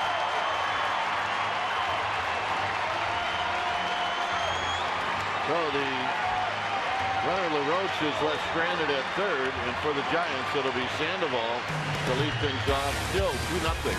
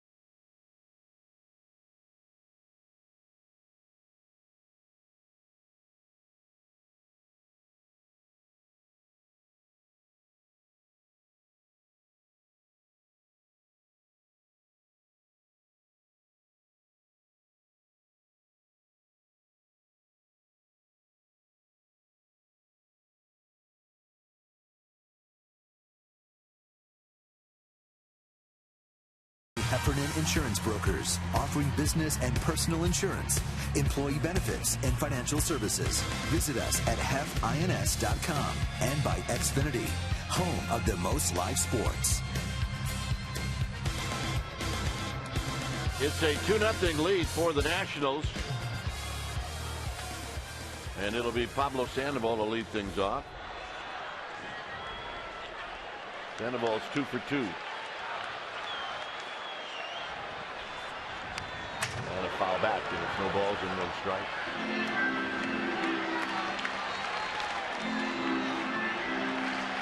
Fister has been so good at getting first pitch strikes.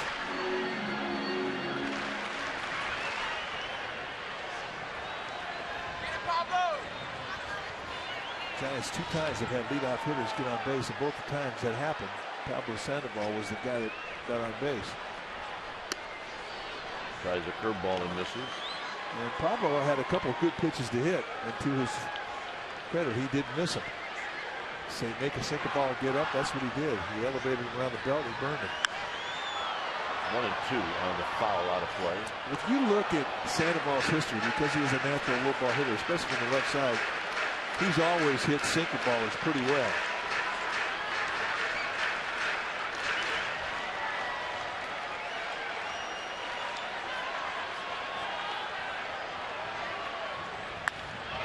Out into Triple's alley. Rourke going to get there. He is not. Sandoval's got a double. He's 3 for 3. And he's had 3 leadoff hits.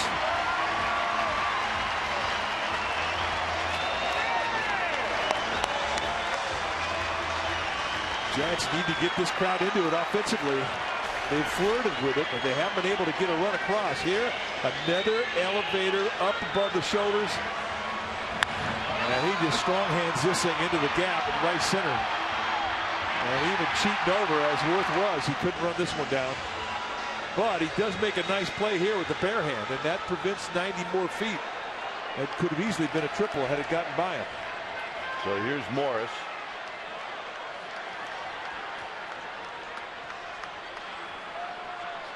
Curveball for a strike, and it's 0-1. Big, slow curveball.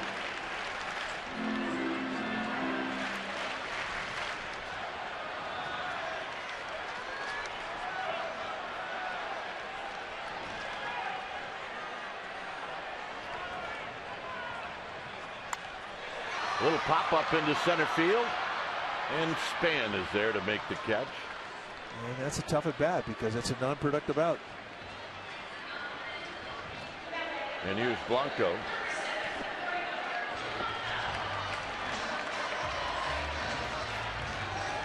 In case you're wondering about the arms, you got great arms in left and in right. Zimmerman and Worth, very good, strong, accurate arms.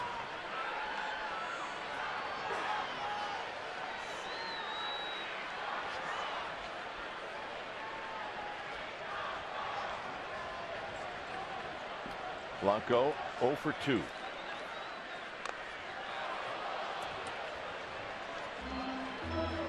Blanco must have thought that if he got that down, he was going to have a base hit. Because otherwise, it's not a good play. He's a gamer. You can just tell.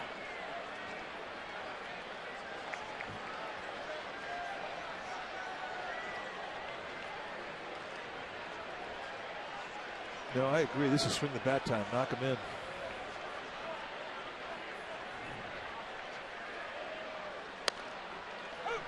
Oh, and 2. Front door sink there. So if Blanco's going to beat him, he's going to have to do it with 2 strikes.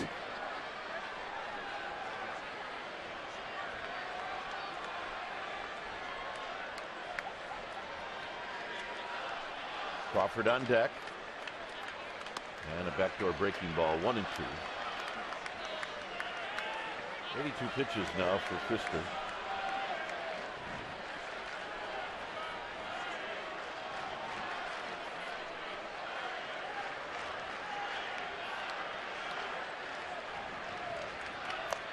Got him.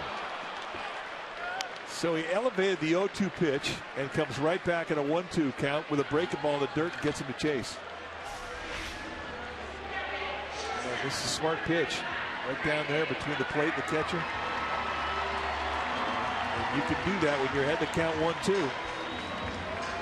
And he got Blanco to bite. Crawford is 0 for 2. Hit a ball well in the second.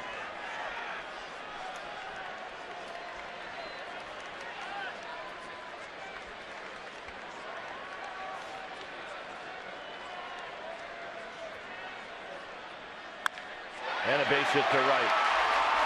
Worth has got it. Risky throw play at home. And Sandoval is out at the plate. Flannery took a risk. Sandoval limping a little bit going back to the dugout. It remains 2-0. Nationals.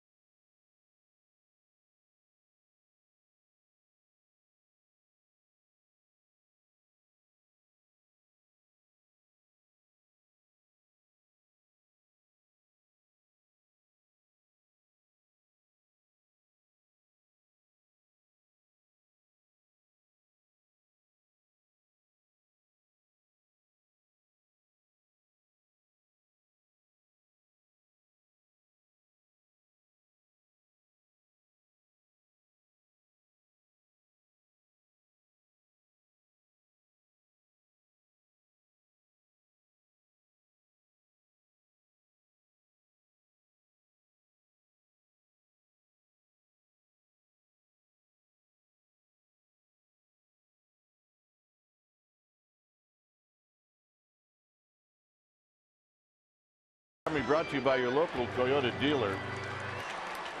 Pfister and Bumgarner both have been very good. Bumgarner has given up 2 runs. Jason Worth has an RBI. Sandoval's 3 for 3, and he just got thrown out at home plate. So Bumgarner back out there, and he'll be facing Espinoza.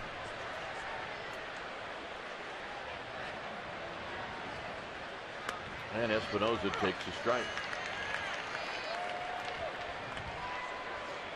That's the most win we've seen on the infield this late in the ball game in a while. It really is unusual to see the uniforms whipping this time of night, especially in the infield. 0-2. This is a ballpark that they did wind studies on for 2 years, and they configured it into the prevailing wind, which goes from home plate to center field. And it really whips wind-wise around batting practice, which is the norm. It's pretty calm around home plate and on the mound, but not tonight. And you can imagine how it is in the outfield. No swing on the appeal. 1-2. Because as bad as it is in the infield, it's worse in the outfield.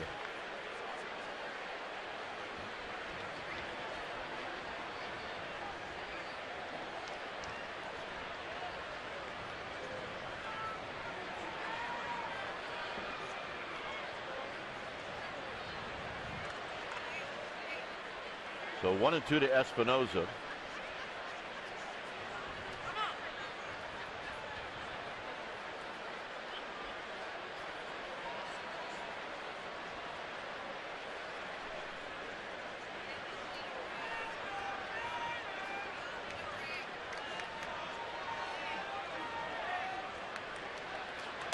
And the pitch is high, 2-2.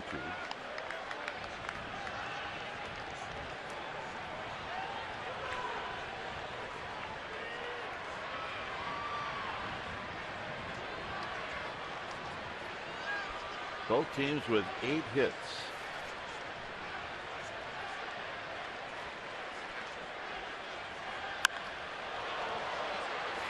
Pagan moving back, still moving back, and still moving back, and he makes the catch. That's a great play. And again, the thing about this play, Pagan sees it off the crack of the back, and he thinks he's going to play a certain way. He starts to go back on it, and all of a sudden it takes on a whole different personality. And in the end, I mean, it's turned him around twice, and he had to go high backhander and then take on the wall. I mean, this is, watch him turn around now, and the eyes never blink. They stay focused to the ball, and now the high backhander. Boy, that was an adventure. That was a very, very tough play. Fister takes high. Bumgarner asking Marquez where it was. 1 ball and no strikes.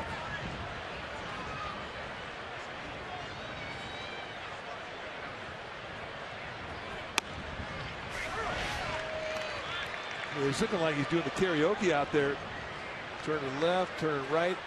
But in the end, still has enough speed to be able to stay on the play. You can see the reaction from Bumgarner, appreciating the effort. Just not an easy night if you're an outfielder.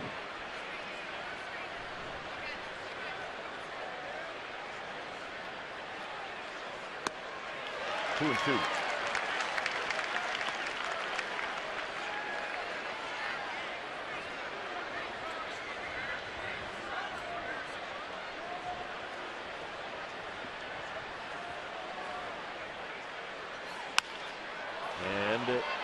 Blanco got a good jump, and because of the mound, it kind of distracted him a little bit.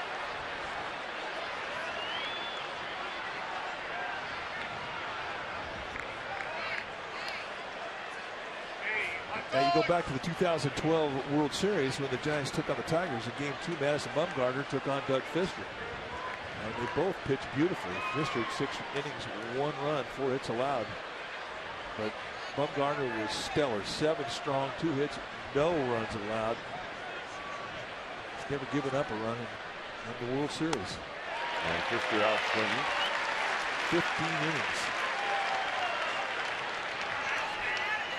Take a look at the play that ended it for the Giants in the bottom of the 6th inning. And Ramos with plenty of time to get the ball, get in position, and Sandoval had nowhere to go.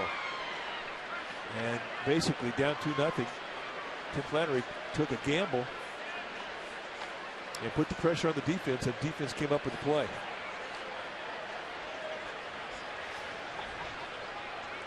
So here's Span. And takes inside. 1 ball and no strike.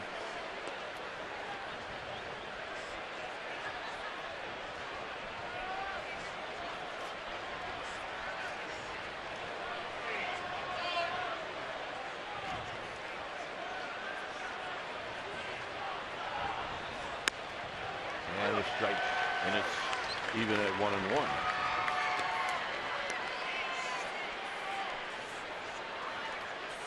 One thing that has impressed us with Bernard Span is that he's got a nice left field approach, hitting against left-handed pitchers. And you pitch him any consistent way. I mean, you pitch him all outside, he'll go with you left, not a problem. This is at Morris, and this will end the inning. It'll be hit. Bumgarner and Pagan.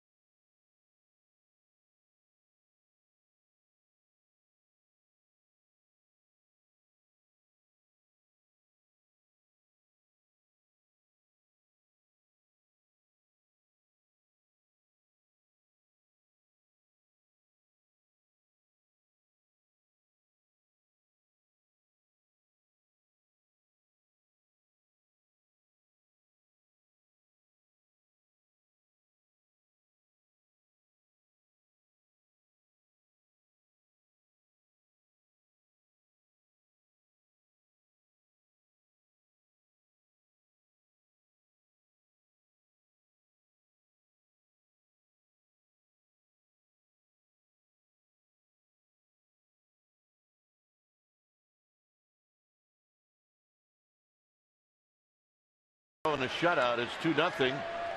And the Giants will have Hicks. Colvin's on deck as a pinch hitter, and then Pagan. So Hicks takes one right down the pipe, and it's no balls and 1 strike. Some of the finest out there in the Cove. Coming in, making sure we're safe. I think they're hungry, to be honest with you. Well, I think I heard about that crab sandwich out in center field. Now you got me thinking about that crab sandwich out in center field. 1 ball and 1 strike to Hicks. He's 0 for 2.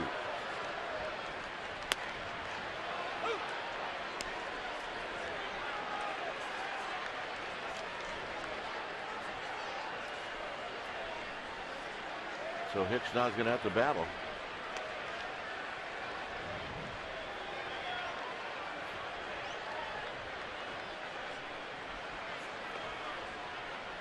Outside 2-2. Pfister has been good. He has mixed his pitches well.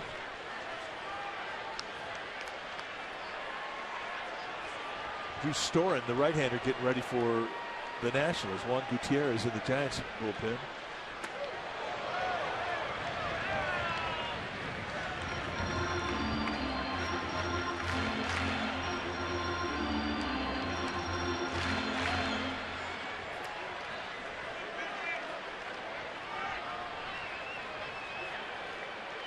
Hicks trying to reach here in the 7th.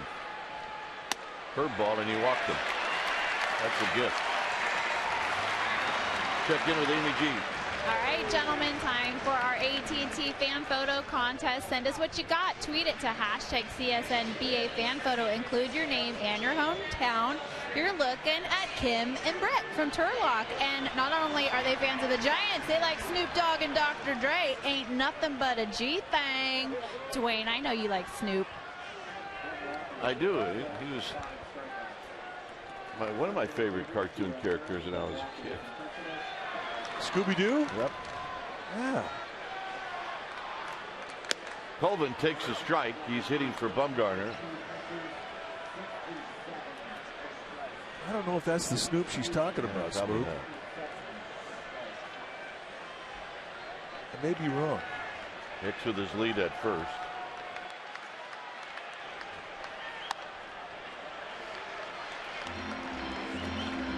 Hicks had fallen behind, and he ends up taking a walk. That was nice at bat. That was very nice.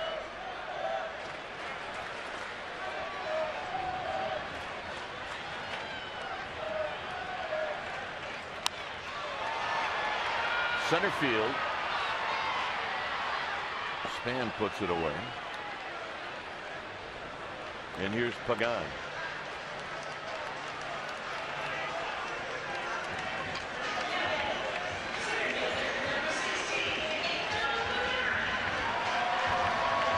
Pagan is 1 for 3.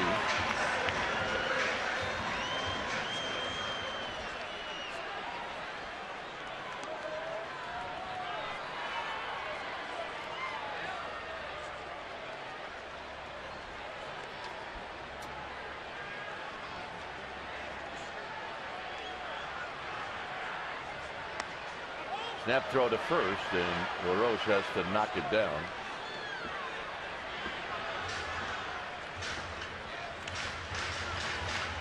It's 1 ball and no strike. Pitch on the right shoulder, kind of naturally turns a catcher, and he saw a little reaction the wrong way from Hicks, who thought he had a chance, and he almost knocked down Pagan with the throw. Yeah, he did.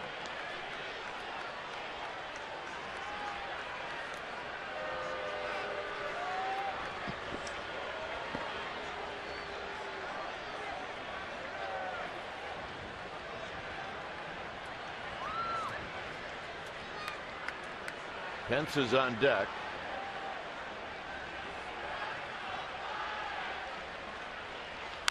This is out of play. It's 1 ball and 1 strike.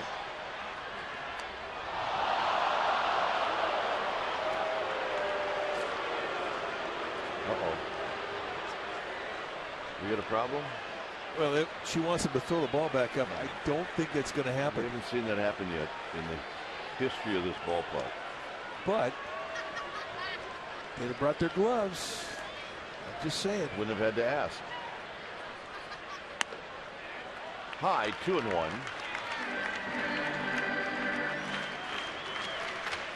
There's Drew Storen.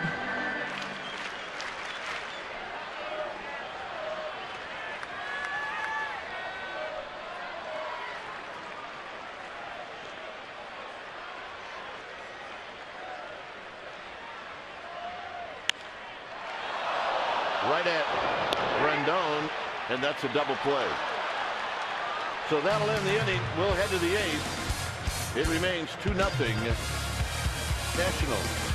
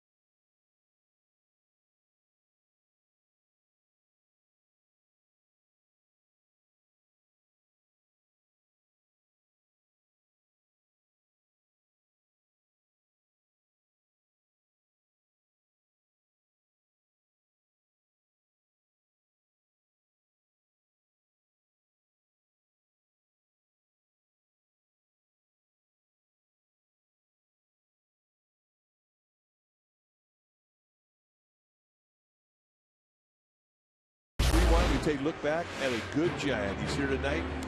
Remember MP Santangelo, one of the fighting hydrants? Oh yeah, he was a guy that could do anything, play anywhere. Was not afraid to get dirty. And tonight, MP Santangelo here is a broadcaster with the Nationals. Next door, there he is. There's Frank Paul Santangelo. And a very good broadcaster. The Giants fans know that. They have a lot to say about the 2010 World Series. One of those guys we wish well. When it's time for a change, think Speedy Oil Change and Auto Service. Your oil change tune-up and repair experts.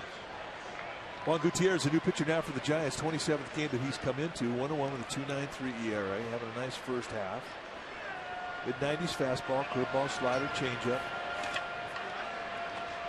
And he likes to work slow.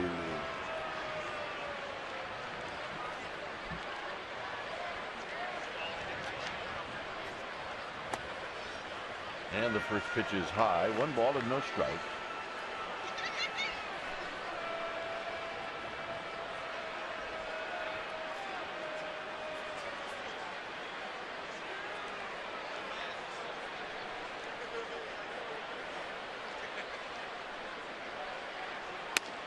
There's a strike at the knees. Rendon 2 for 3. Looks like he's ready. Now, is that a gamer, babe, or what? Yep, she is ready.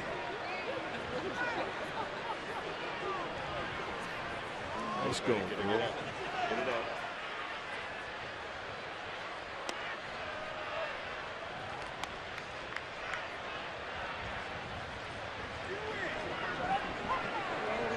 Nice. The old and the new. That's right. 2 balls and 1 strike.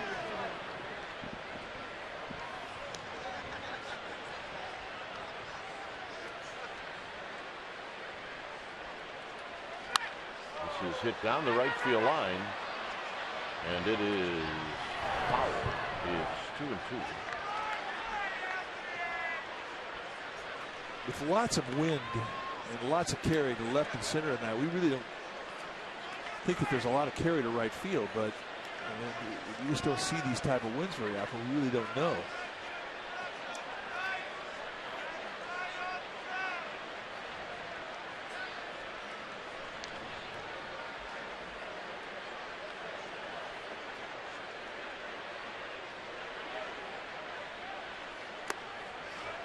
Three and two now to Rendon.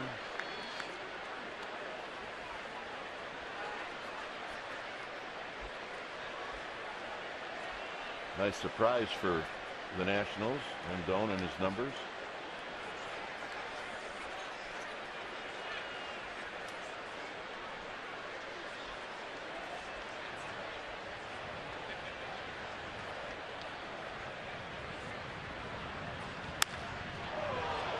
High to left field. Blanco puts it away. Well, Friday, June 13th, it's fireworks night. So is July 2nd. So check out the fireworks on and off the field this summer at AT Park. Visit sfgiants.com/tickets. Here's Worth.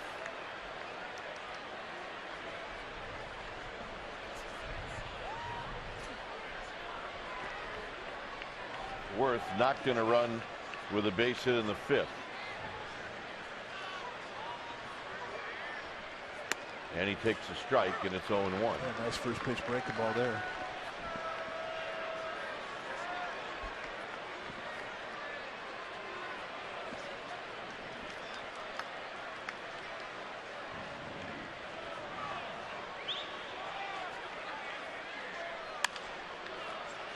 Slowly hit. Crawford gets a tricky hop. 2 outs. And here's Adam LaRoche. Tyler Clippard, setup man for the Nationals, getting heated up. He will pitch the 8th inning. Doug Fister's night has come to an end.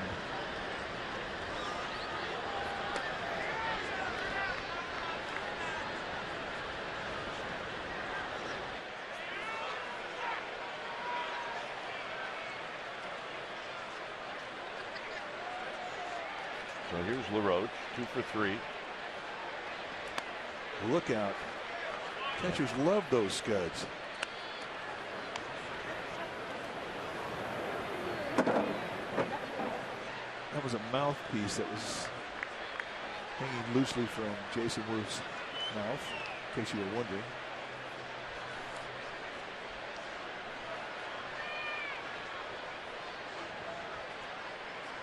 The 1-0 on the ground, foul.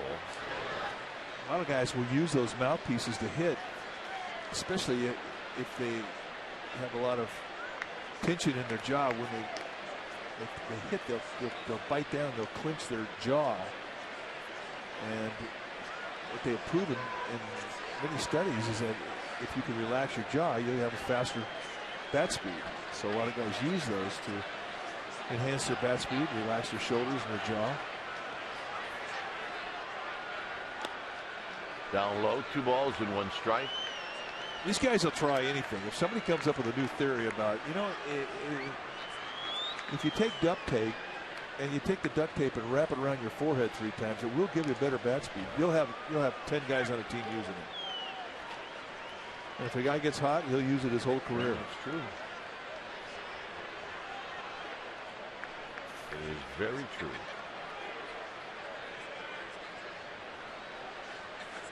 You see this a lot with Juan Gutierrez, where guys will get in the box ready to hit, and he takes so much time just to get ready, get his pitch, and get ready to throw that they'll step out. Guys do not like to stay in that batter's box and hang around too long.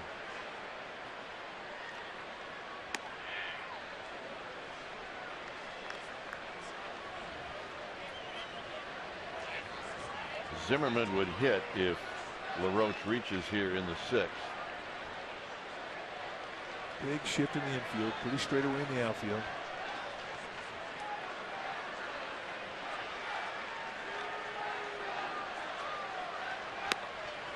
And it's 3-2. So rare high strike.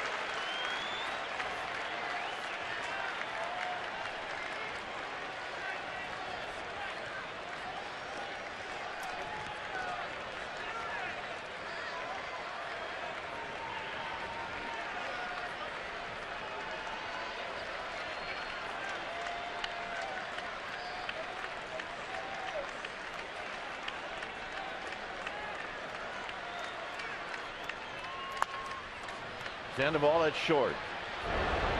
Sandoval, like Omar Vizquel, throws him out. And that'll end the inning. Pence, Posey, Sandoval coming up.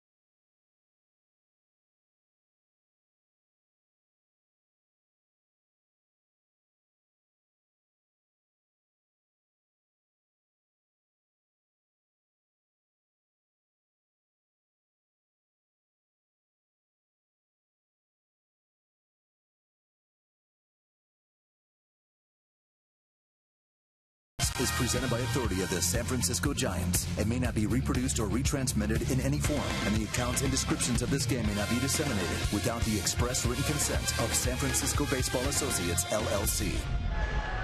Well, join us tomorrow night, pregame live at 6:30. We'll have the game for you at 7, and you can watch it right here on Comcast Sportsnet Bay Area. Giants and the Nationals, and it'll be game 3 of the series. When it's time for a change, think Speedy. Oil change and auto service, your oil change, tune-up, and repair experts. Tyler Clippard, the new pitcher now for the Nationals, and that's what he has done. 4-2 with a 1.32 ERA, lots of strikeouts, and he has one of the best fastball changeup combinations in the game.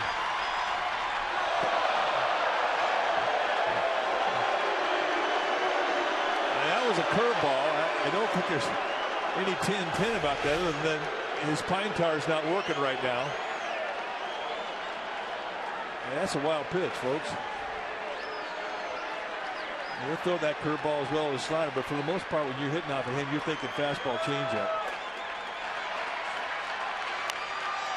And Pence got a hanger, and he fouls it out of play.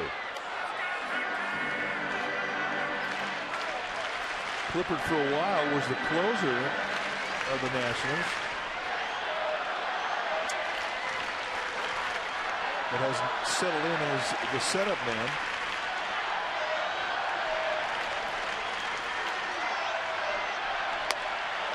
One and two.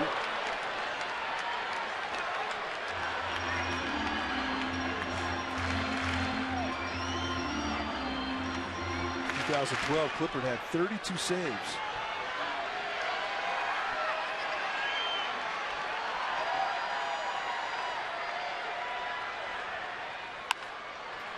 Tapped on the ground to Desmond, and Pence is retired.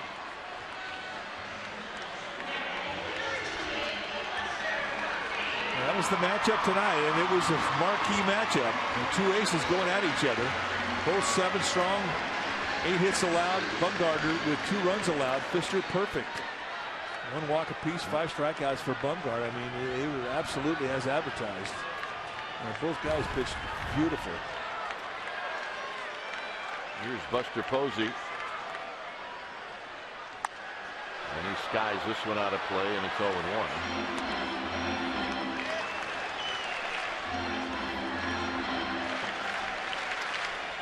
A ground ball and 2 fly balls for Buster Posey tonight.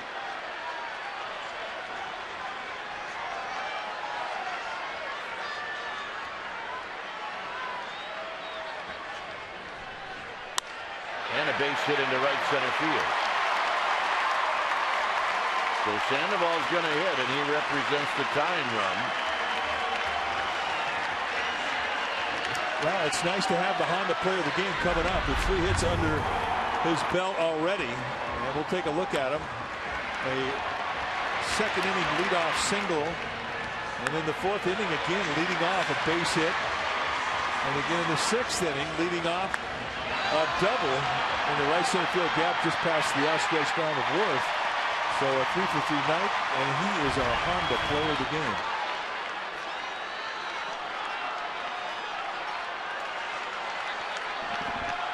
So here's Sandoval.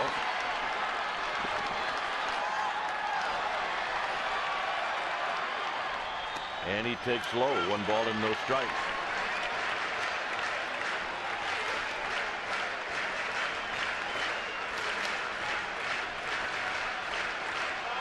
A little grass in his pine tar.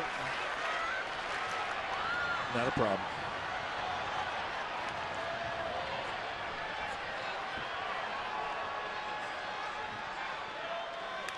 Ooh, swinging a foul.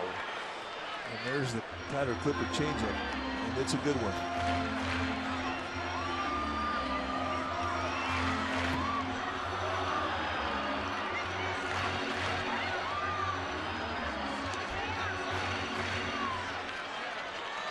On deck is Michael Morse.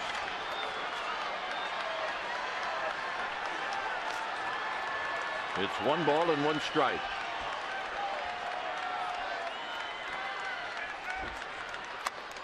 Not close. 2-1.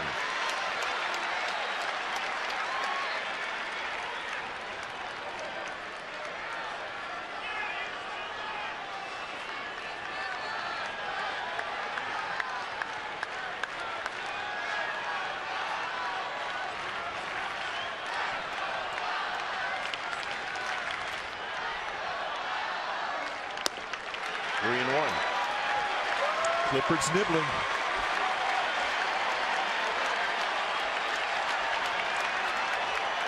Sandoval is 0-for-4 lifetime against Clippard.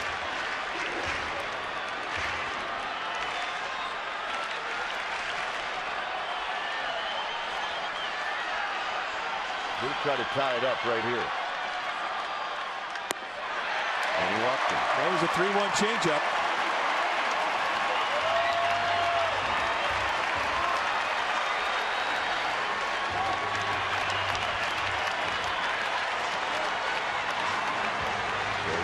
An old friend. Old friend, an old teammate. Clippard, Morse, both shared the uniform for several seasons. Adrianza is going to run.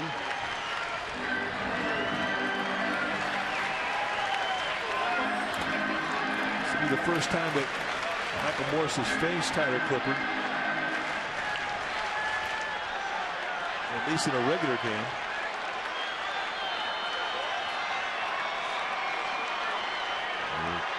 Punched a single into center field in the 4th. He's 1-for-3.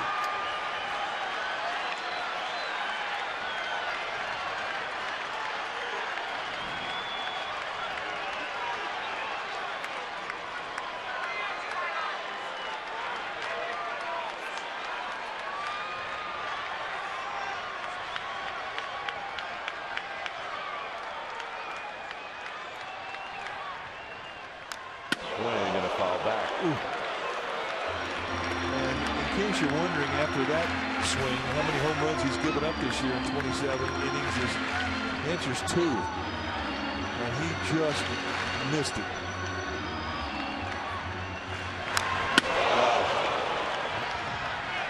And Morse knows it. Clippard knows it.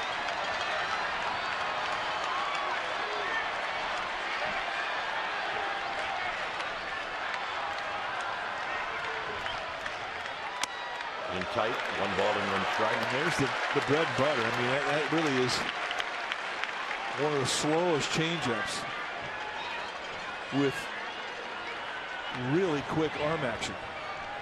And that's what is so totally deceptive about the pitch. It doesn't have a lot of movement. It just has a lot of arm action coming at you. You expect so much more than what you get.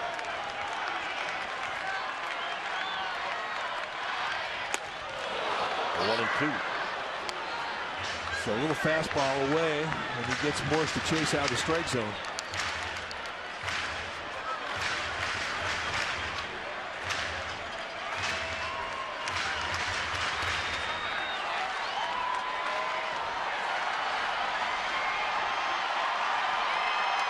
One ball and 2 strikes.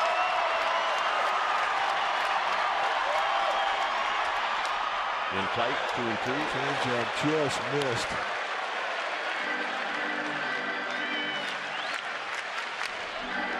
Clippard hasn't given up a run in 18 innings. He's been red hot. As you mentioned, he's had 32 saves in a season with the Nationals. He understands the heat of the moment.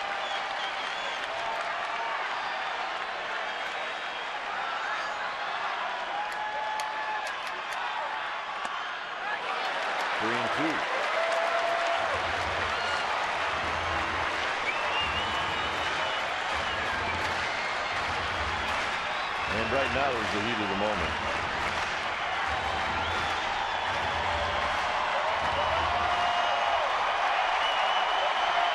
Posey at second. Adrianza at third.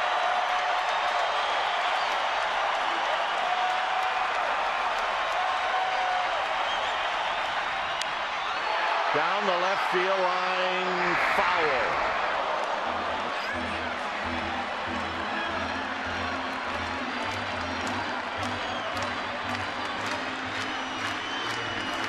Went down on the knees and yanked it foul, but he was on it.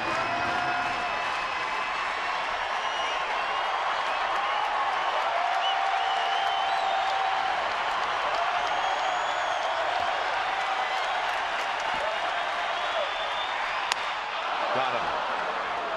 And 93 to right across the belt. Wow. Just country hard balls right through him. And it's so hard to stay on it when you see that many changeups. 80-mile-an-hour changeup, and 93 went right by him, and he reached back for that velocity. That was the best velocity he showed Morse in the whole at bat. So here's Blanco.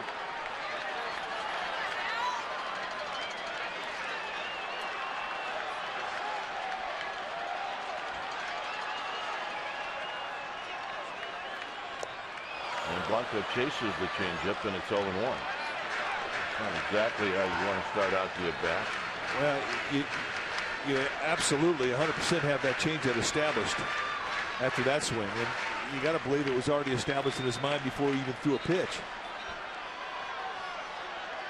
But a good changeup will do that with you, and Clippard's got a good reputation with that changeup as his. It's one of the best in the game.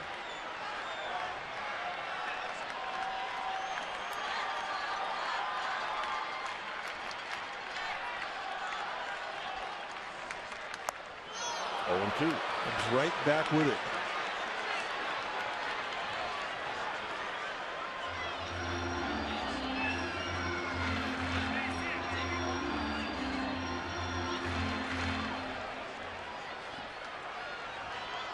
Now you got to worry about the fastball, right? Michael Morse is going to think about that first fastball he just missed for a while.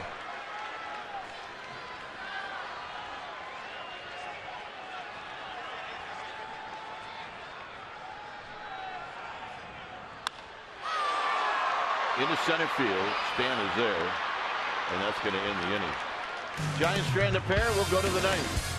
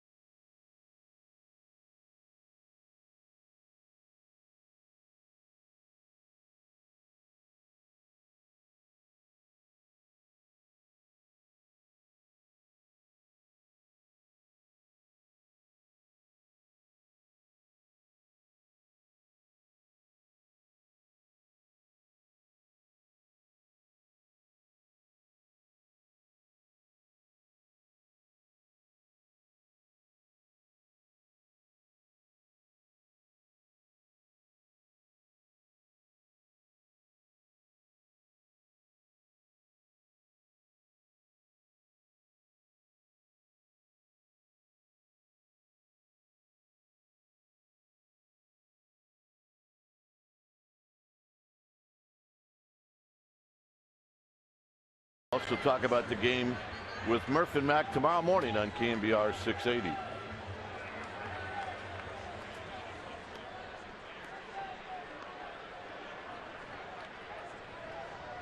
Zimmerman will lead things off. Adrianza stays in the game and he'll play third base.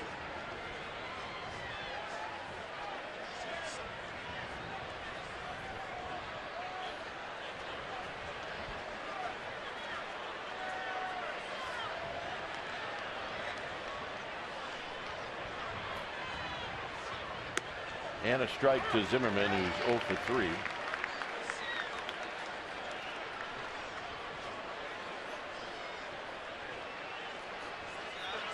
Action in the Nationals bullpen will be Rafael Soriano, the closer.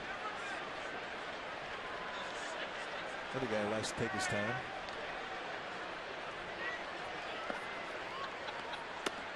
In tight to Zimmerman. Soriano playing a little long toss before he gets up on the hill and starts towing the slab. He is not in a hurry.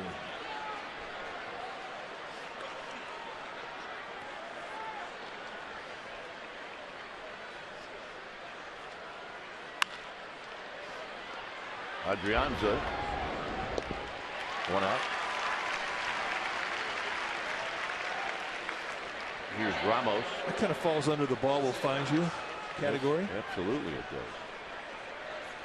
So say you're a hitter now. You take your first 3 at bats against a guy like Pfister that works a quick pace. Now all of a sudden you got to take an at bat against a guy like Juan Gutierrez who's really slow. Did that bother you? You know what? I think you just adapt. I mean, you know the situation.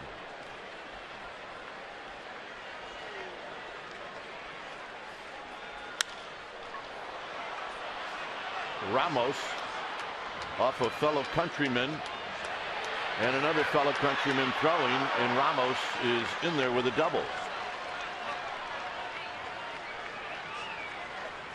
2 doubles for Ramos here in this ball game. Okay, so Ramos from Venezuela hits it off Gutierrez from Venezuela to left center, and it's fielded by Blanco of Venezuela. I'm with you on this. Country of Venezuela very well represented tonight in this ball game. And that is a fact. And now I believe they think something is wrong with Ramos.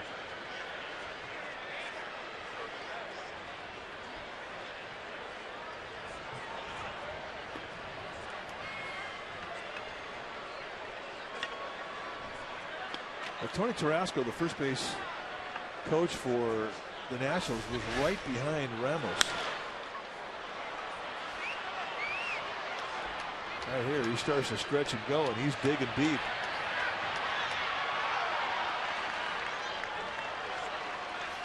I don't know. I mean, he's coming out of the ball game. Maybe he had an existing hamstring problem and he just sort of aggravated, or he never really grabbed anything. It didn't look like he was limping.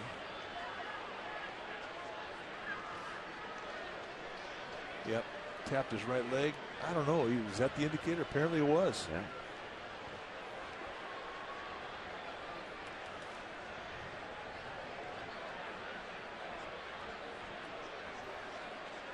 Jose Lobaton is the backup catcher.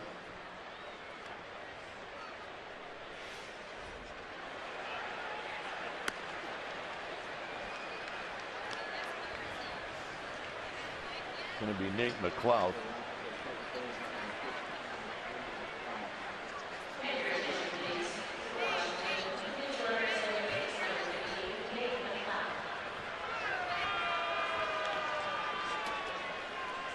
So here's Desmond.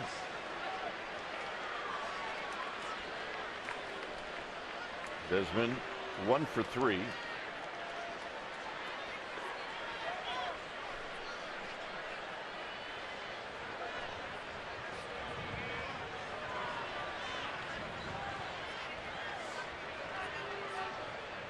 McLeod with good speed. He's at second.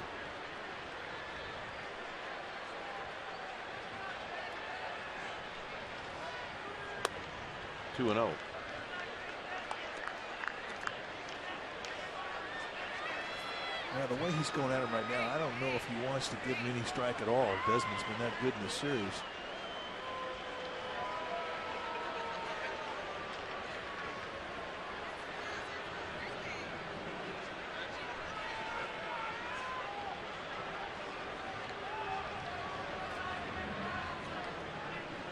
Look out. 2 balls and no strikes.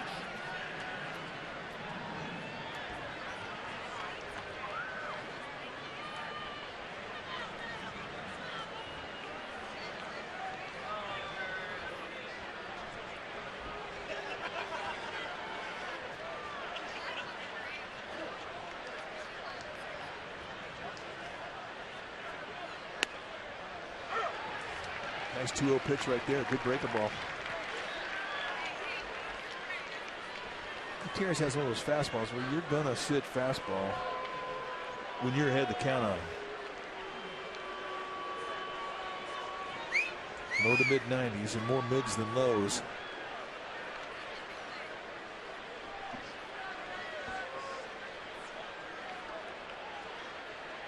Gutierrez will look to second.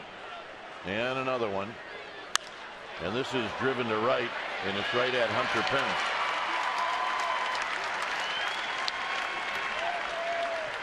Swinging a hot bat. Even his outs are loud. And here's Espinoza.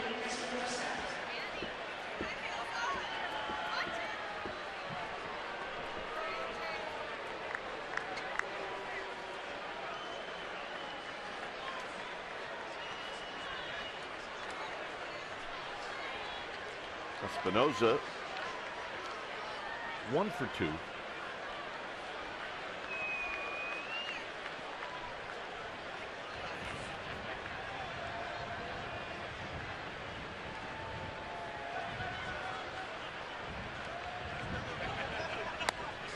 And the pitch is high. Javi Lopez jogging down to the bullpen.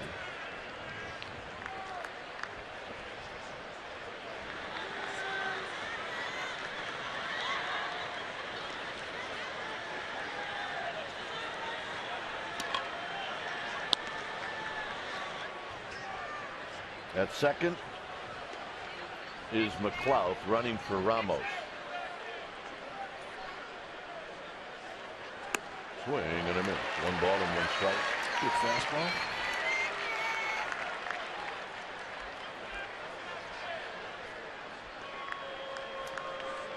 Dobbs.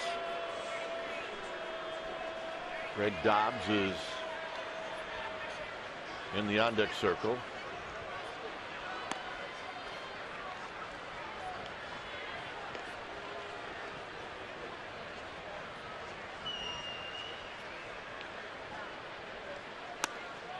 Tight.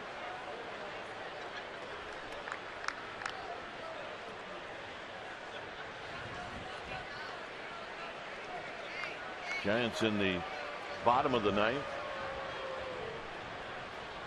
They'll have Crawford, Hicks, and then a pinch hitter.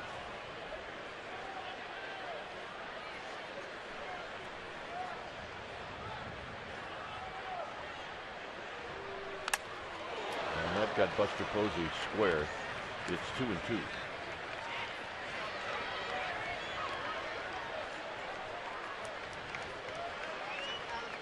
Dave Greshner very concerned.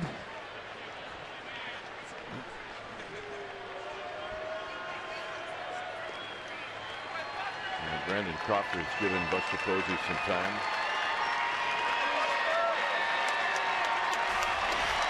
Sure gets him. Oh, man.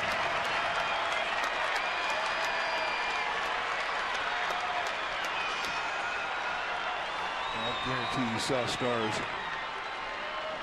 When you're sitting high with a high target, you want the elevator fastball above the hands. You're not going to really be protected. You're long necking it, setting up the high target with your glove. And you really are vulnerable when you give that target. Blanco and left, and that'll end the inning. So the Giants, they need 2 to tie and 3 to go home. Crawford to lead it off.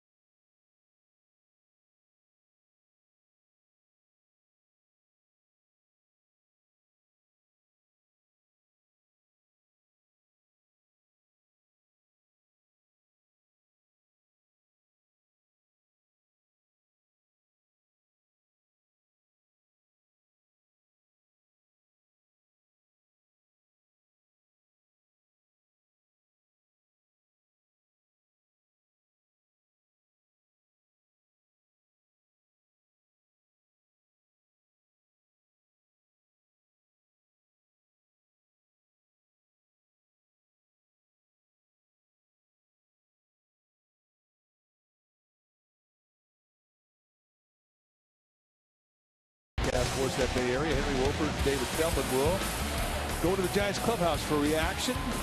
They will report from 49ers OTAs, and they'll give you some Spurs Heat highlights and the reaction of Game 3 of the NBA Finals. All that and more Hyundai Sportsnet Central right after Postgame Live.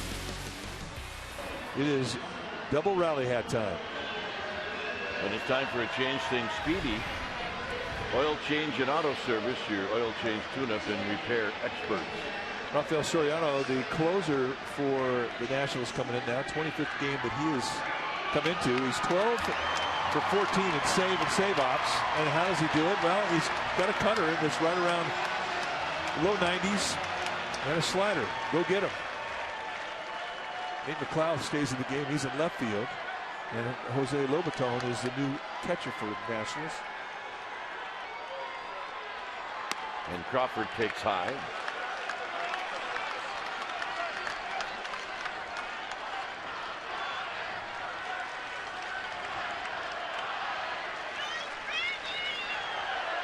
Crawford 1 for 3.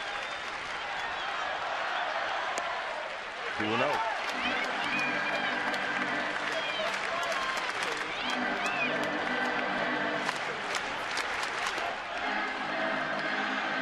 Hicks waiting in the wings. See if Crawford takes the strike.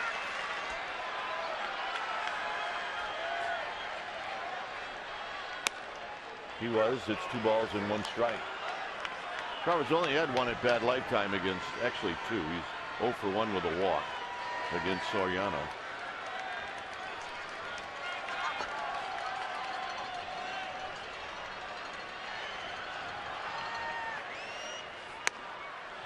Two and 2. When you look at Soriano and you think, man, what is it that he has that is so hard to hit? And his numbers are fantastic. Soriano at 24 innings, he's only given up 14 hits. Now he's walked 9, but still, he's not an easy guy to hit.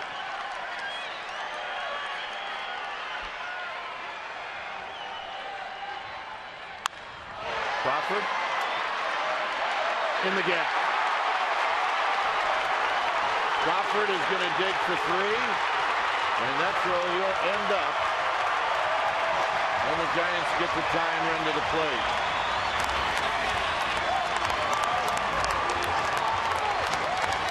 And it'll be Hicks. And this incredible season for Brandon Crawford continues. He gets big hit after big hit. And this a much needed leadoff triple. He splits the gap and triples out it. And once it gets deep in the hole, an easy romp into third. And Soriano's mind, hey, there's nobody on base. Nobody even exists other than Brandon Hicks. And that's the beauty of a 2-0 lead. His concentration would be to Hicks. And Hicks is 0 for 2. And he takes low. 1 ball and no strike. And there's the slider.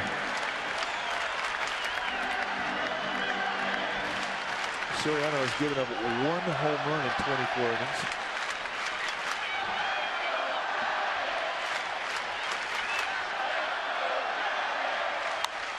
Out of play. Hicks got a fastball. It's 1 ball and 1 strike.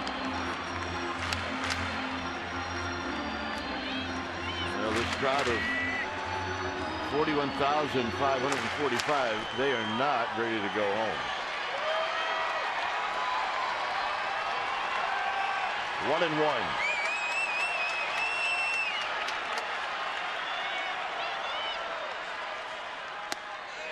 Off the plate, 2 balls and 1 strike.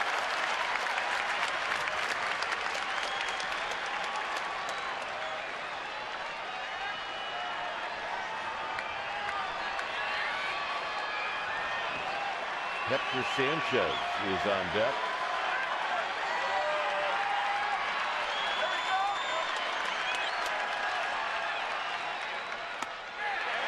Did not get the call. It's 3-1. Soriano took a long look into Alfonso Marquez, the plate umpire, as if to say, where was that? Well, we haven't seen many belt-high strikes, if any, called. I can think of 1 from Marquez. He's locked it down around the knees, and he has not varied up around the belt. Now, Hicks, with this 3-1 pitch, will try to tie this game up if he gets a strike. It's 3-2. He was looking fastball, but he was not looking fastball in. Nope.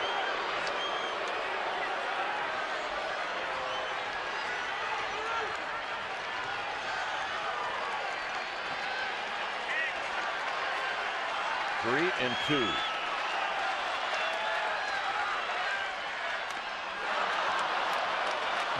He just got a piece. He just gave the line. Sergio Romo has gotten up at the Giants bullpen, anticipating a tie or a Giants lead. He'll be in this game.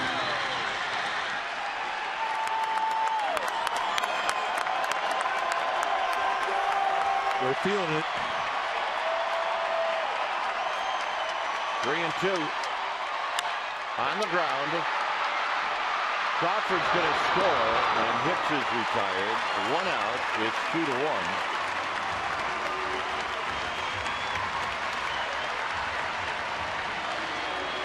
Hector Sanchez beat Soriano in the ninth inning with a big home run.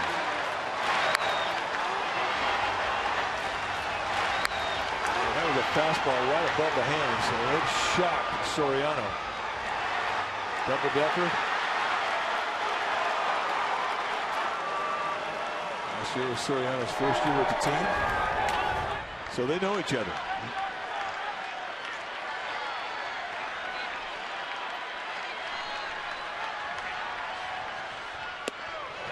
Tight. I doubt if you'll see Soriano try to go up and in because of that swing of the bat.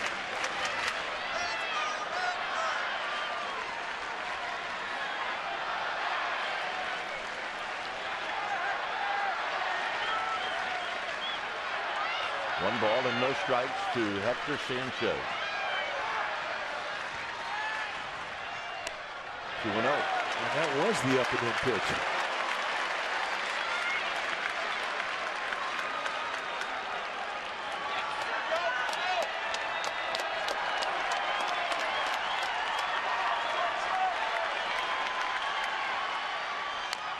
And this is tapped foul. It's 2 balls and 1 strike.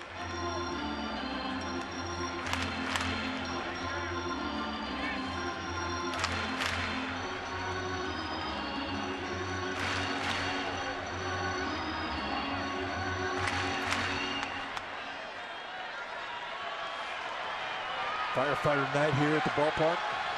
You don't think those guys are going to leave early, do you? They are not. 2-1 to Sanchez. Look at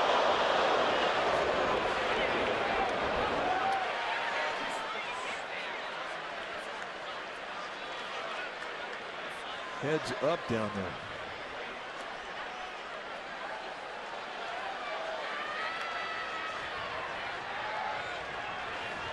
Two and 2 to Sanchez with Angel Pagan on deck.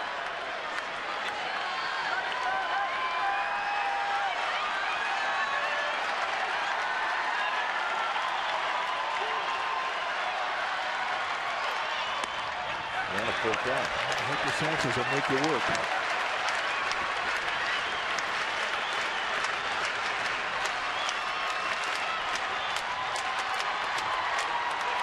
Like father, like son, rally camp time.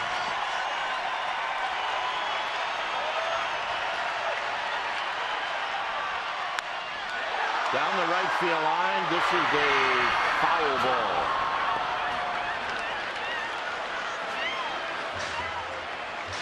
And we'll do it again.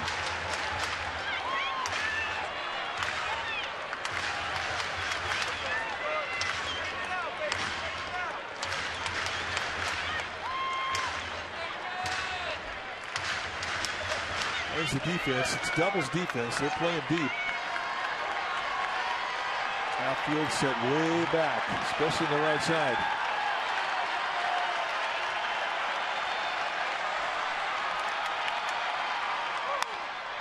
Popped him up. And Desmond will put it away. 2 outs. And that'll bring up Pagan.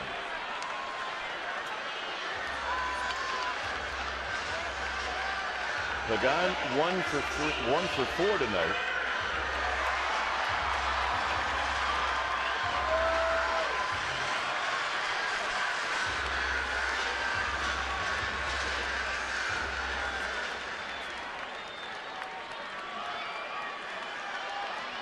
You see the numbers career-wise for Pagan against Soriano. He has hit him well.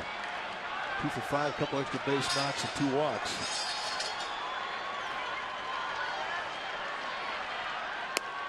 And the first pitch strike, and it's 0-1. First pitch slider.